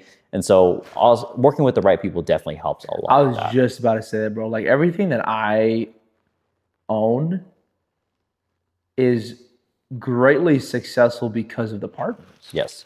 Right? Like you got to know what you bring to the table. 100%. Like, dude, there's certain things that I just suck at. Like I am not the most organized guy. I honestly, I suck. I am the most unorganized. Look at my car. I have shit all over it, right? Like I am the most unorganized, but my partners, And then there's Miguel. Then there's Miguel, who's like fucking CRMs and dialed in, and his health and his blood tests is this, that. And like, I'm just like, all right, dude, I'm gonna bring you everything. Here you go.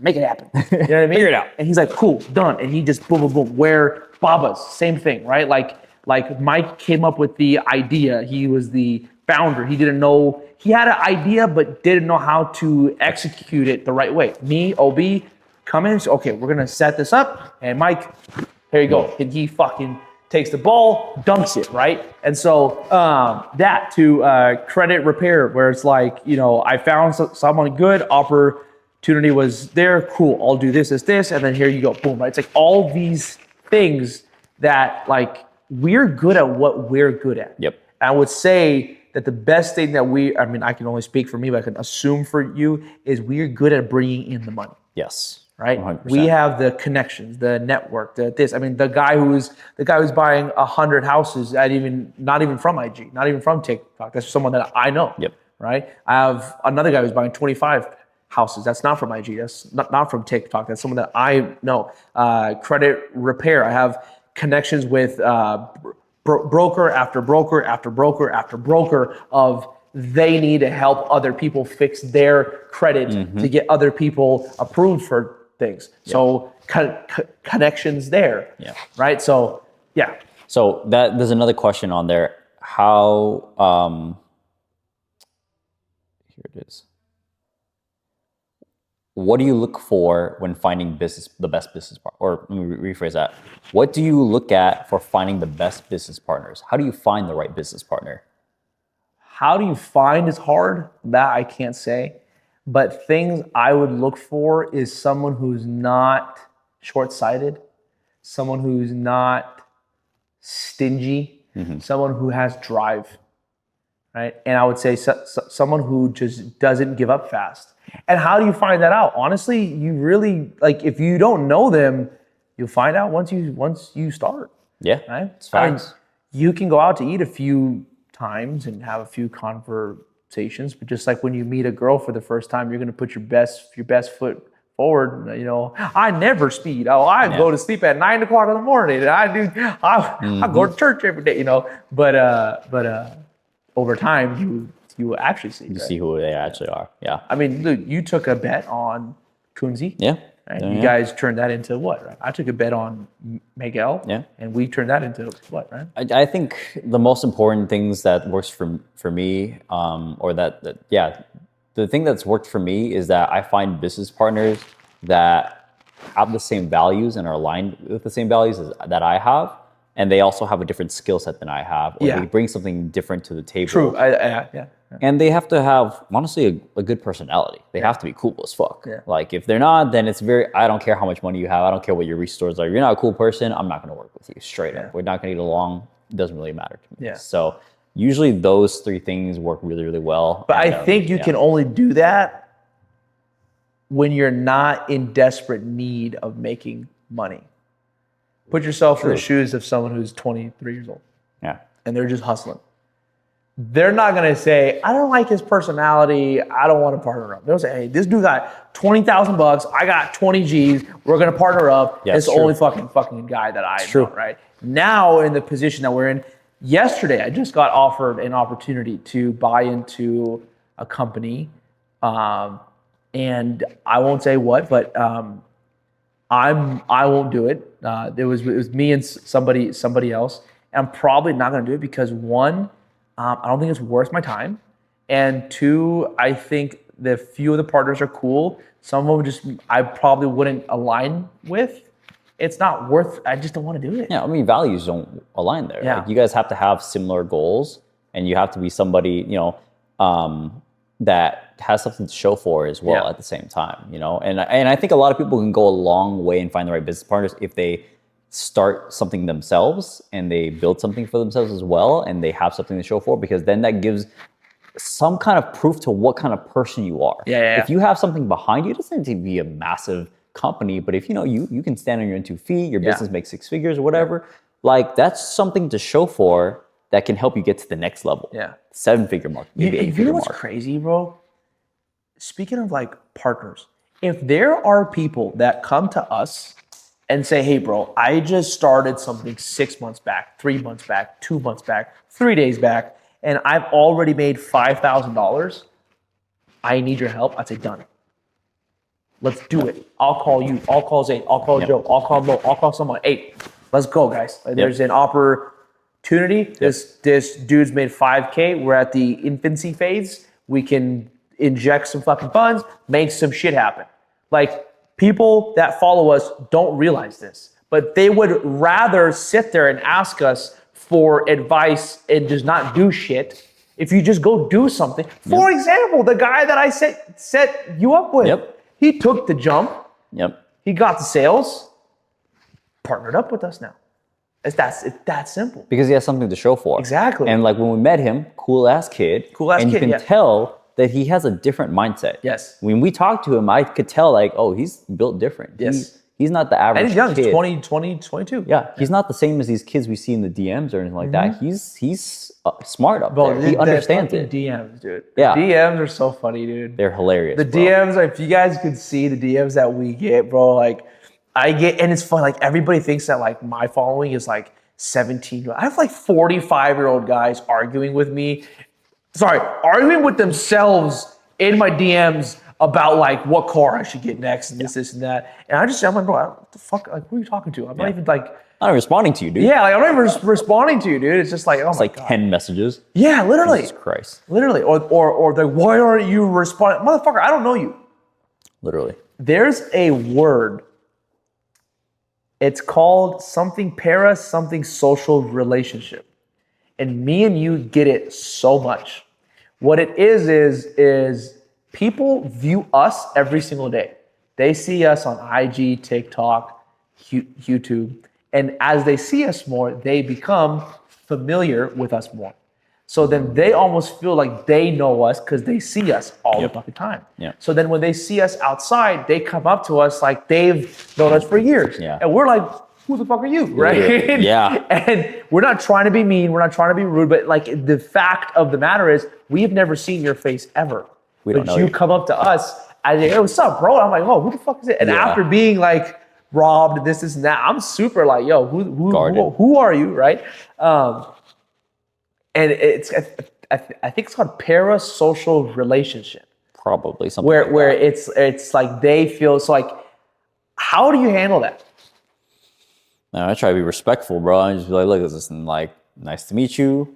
That's really it. Like, I try to be cool with everybody as much as I can, but I also try to like put my boundaries as soon as I can. Like, listen, like, you know, I haven't had an instance so much where they've wanted to like, what's the right word? Like that they want to get close so fast, but they act like they know me or something like that. Yeah. But you know, if they act like they know me, I kind of still stay in like arm's length away. I actually hate that. Yeah. I actually hate that. Yeah. Like don't act like you're my best friend. Yeah, I mean, they get excited. I think That's a different. lot of it, That's different. But then there's guys that like they'll like walk up to me as if they're you. Like, bro, like I've known you for 3-4 years. Like you're my dog, right? Like that's totally different. Yeah. But don't walk up to me like, yo, what's up? I'm like, who the fuck are you? I don't know you, dude. Yeah, a lot of people like they don't introduce themselves properly. They go up to you and they don't have any manners. Yeah, there's no manners. Yeah. So that I think. Sorry. So I try. That's what I try to do. I try to like if they come kind of hard. Yeah. I kind of just like try to have manners and be like, hey, like my name's Kevin. Yeah. It's nice to meet you. Well, I think the guys that do that are the ones that don't want to feel like they're fanboying, you know? They're like, like, I follow you, bro. It's cool, dog. It's cool, bro. Yeah. I'm like, dude, you know, you don't need to do that shit. Yeah, it's all good, bro. Just like, introduce yourself. Just so, homie.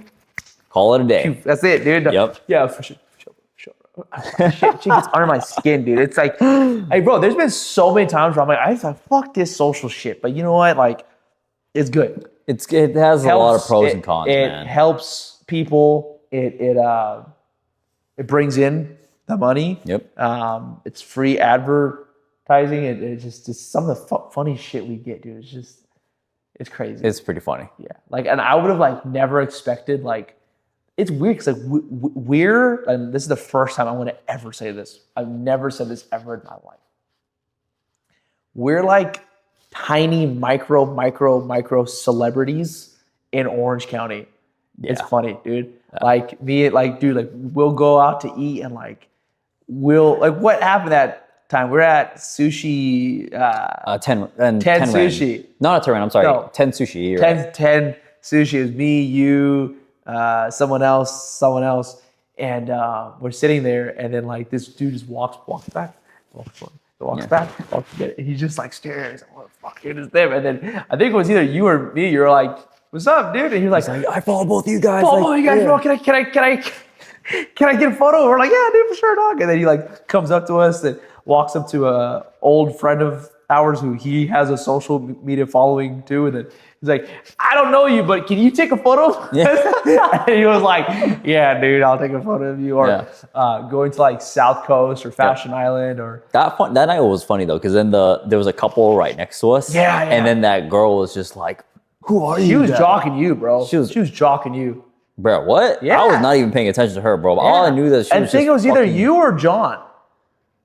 I think it was you. She was just like staring at you. She was like, what do you do? Who are you? And I'm like, yeah, bro, bitch, get the fuck away from me. It was really weird. But like her man is right there. Yeah. Her man is right there and she's like all up in our grill. Dude, I hate that wanting shit. To know. I'm like, yo, I'm sorry. You know what else gets under my skin? You know what gets under my skin is when I'm out cruising and I see someone else's girl look at me, look at the car, and give me a smile. Ooh. But like that type of smile. I know what you're saying. Not the nice looking car. It's a hey, what's up? Yeah. Like, bitch, you're sitting next to your man. What are you doing? Yeah.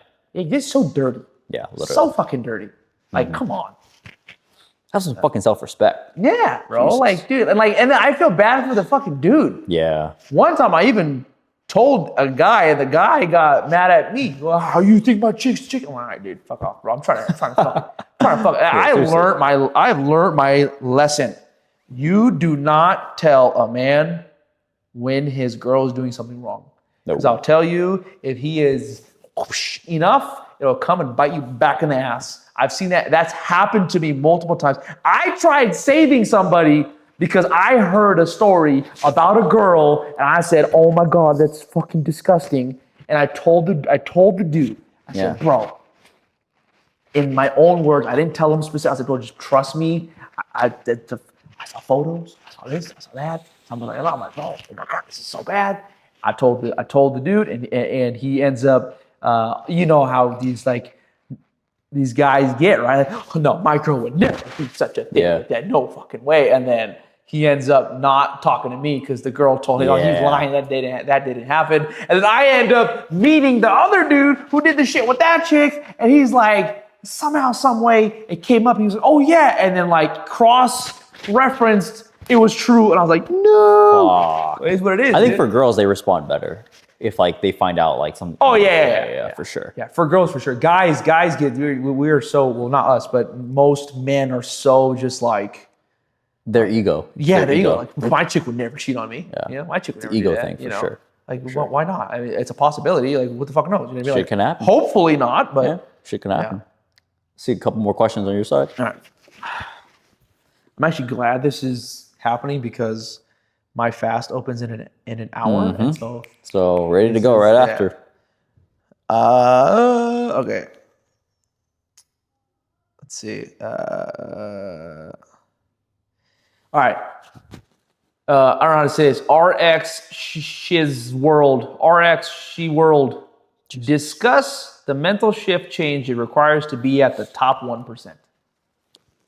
Ooh. Mental shift change. The mental shift. The mental shift is you gotta go. Okay. The mental shift you have to go to becoming the 1% of people is you have to become delusional. You have to have a mindset where like you're doing something that only you believe in, but it's so crazy to everyone else. And when you have that type of delusion and self-belief where you see something that probably doesn't make any sense, that to other people probably won't work out, too risky, and you decide to go for it after anyways, to everyone else that's normal, that's fucking crazy. Yeah. That's delusional. But if you can focus on yourself and believe in that vision and you say, fuck everybody else and I want to just go straight for it, having that big mental shift and having that sense of delusion to where it's only about what you believe in, I think that's what helps take people to that 1%. Absolutely. 100%. You hit the nail on the head. Yeah. I think you hit the nail on the head. I was having a one-on-one coaching call with this dude, and she's trying to start this thing, and he's like, dude, I suck at it. I said, listen, I can't stand the way you talk about yourself. Mm-hmm. You keep sitting there and saying that I'm dumb and I suck and I'm bad and I'm this. Shut the fuck up. Mm-hmm. God damn it, dude. Like, if you keep saying that you suck, you're gonna fucking suck. I know a lot of people like that too. And he verbatim goes, so you want me to be delusional? I go, yes, motherfucker, that's exactly what I want you to be. I want you to be as delusional as you can possibly be and say, I will fucking make this work. I don't know how, but I'll figure it out. But see how to normal people, it does not make sense to them. It doesn't click to them. Yeah. They just, again, it's not that they're dumb. It's not that they're stupid. They just lack something. I don't know what it is. They just lack that thing in their head where it's like belief. Maybe it's like a childhood trauma thing where it's like parents not believing in you. Maybe it's like having bad grades and whatever, blah, blah. But like, I don't know what it is, but I legitimately think anybody can be successful if they are delusional in their goals. Mm-hmm. They're delusional in their belief in their self within them. But you also need to be aware of who you are. And calculated too. Exactly. Yeah. 100%. Right? You can't be like, for example, there's a few guys that I've just met that are like, they have no social skills. They don't know how to like talk, walk, this, that, blah, blah. And they think they're going to be like freaking Andrew Tate. It's not going to happen. Yeah. Right? So you have to be somewhat self-aware, but delusional in your beliefs and being able to accomplish it. Yeah. And stand behind it. Exactly. Don't be delusionally fucking dumb of, oh, I'm going to go walk up to Kevin Pack and be like, you're going to invest in my business. No, don't do that. Bad delusion. Right? Yeah. Or I'm going to tell Kasem to let me drive his fucking car. No, dude. You know how many guys asking that shit? Dude, shut the fuck up. Yeah. Yep. I think the big point that the story you brought up about the kid that was giving himself a lot of bad talk, that is so bad for you. Yeah. That is 100%. So I never allow myself to have negative emotions about myself ever. Never talk down about myself like that. Like a joke, well, even a joke, like... I don't even joke about that, bro. Yeah, I don't even joke about that, too. Who talks the most shit? You. Me. Yeah. That's a fucking fact. I'll say it. Out of the 18 friends that we have, that 18-person chat, who's talking the most shit? Yeah, you. Me. But what I'll never talk shit about is what I won't ever bring down about is like someone's like personal or their failures or where they made mistakes or like I'll like talk shit that I don't know, whatever. But like I won't ever like bring someone down. Yeah, 100%. Right? I don't bring myself down either. Having that bad self-talk. I know somebody who I'm not really close friends with. He used to be a close friend. Just always negative talk. Always like when he throw in a joke, it's something bad about himself. Yeah. That's so weird to me. I never do that. Never allow myself to do that shit so because weird. it's bad because it's almost like self-destruction or it's self-destructive, but you're also kind of like creating bad habits. Yeah. Right? And those bad habits translate to your business and your life. And like, it's almost like a domino effect, at least that I noticed. I mean, bro, if you've seen scientists have done studies where they will speak to a plant over and over and over, or they'll let the plant hear certain sounds, the fucking plant dies. Yeah. They'll say bad shit to the fucking plant dies. Imagine us. Yep. And this is no hypothetical shit. This is an actual study that was done, right? Like, imagine what that does to our own selves. Like, I always said, come hell or high water, I'm driving a Lambo. I don't know how. I am. I don't know what the fuck I'm gonna do. I don't know if I'm gonna own fucking 10 fucking hot dog spots or 30 Babas or this, that. Somehow, some way, I am owning a Lamborghini. Now I've had 4, I think belittling yourself is the worst thing you can do to yourself. You will stall faster than anything else. You will not move the needle by belittling yourself. Amen. Like I have made it a thing that if I marry this girl, that I'm going to do everything in my power to make this work. Yep. There's not an ounce of me that's, well, what if this divorce happens? What if this, as long as she puts in her full force too, Best believe your side is going to be covered. Yeah. That I don't care. I'm going to be the best husband I can possibly be. And I'm telling myself this. Yep. I'm not sitting there going, well, if she cooks and cleans, no, fuck that. Listen, just you do you, homie, and I'm going to do fucking me. Yep. I'm going to be the best husband I can possibly, hopefully be. Yep. It's not going to happen. But when you starting these conversations of like, well, what about this? What about that? But I might not, no, dude, he's already on the wrong foot. Yep. I completely agree on that. All right, if you guys enjoyed this, we are open to doing this more, and we can shoot more. Obviously, we have no problem with that. Leave us some feedback. What else would you like to see? What else would you like for us to discuss, talk about, whatever else? Is there anything else you want to add? Watch people flame us and troll us like, oh, they're podcast bros again. Like, fuck them, dude. They can talk shit. I'm about to go hop my STO, go 160 to go break my fast. While my mom and my dad are happy with me, I'm praying my prayers. My chick is happy with me. Just in case if you want to say not everything is money, it's not. I'm trying to kill it in everything. I gotta figure out what Ferrari I'm gonna drive today. Damn. Fuck. Damn, that's hard. I gotta figure that shit out. That's crazy. But thank you guys so much for watching. Hope you guys enjoyed this video.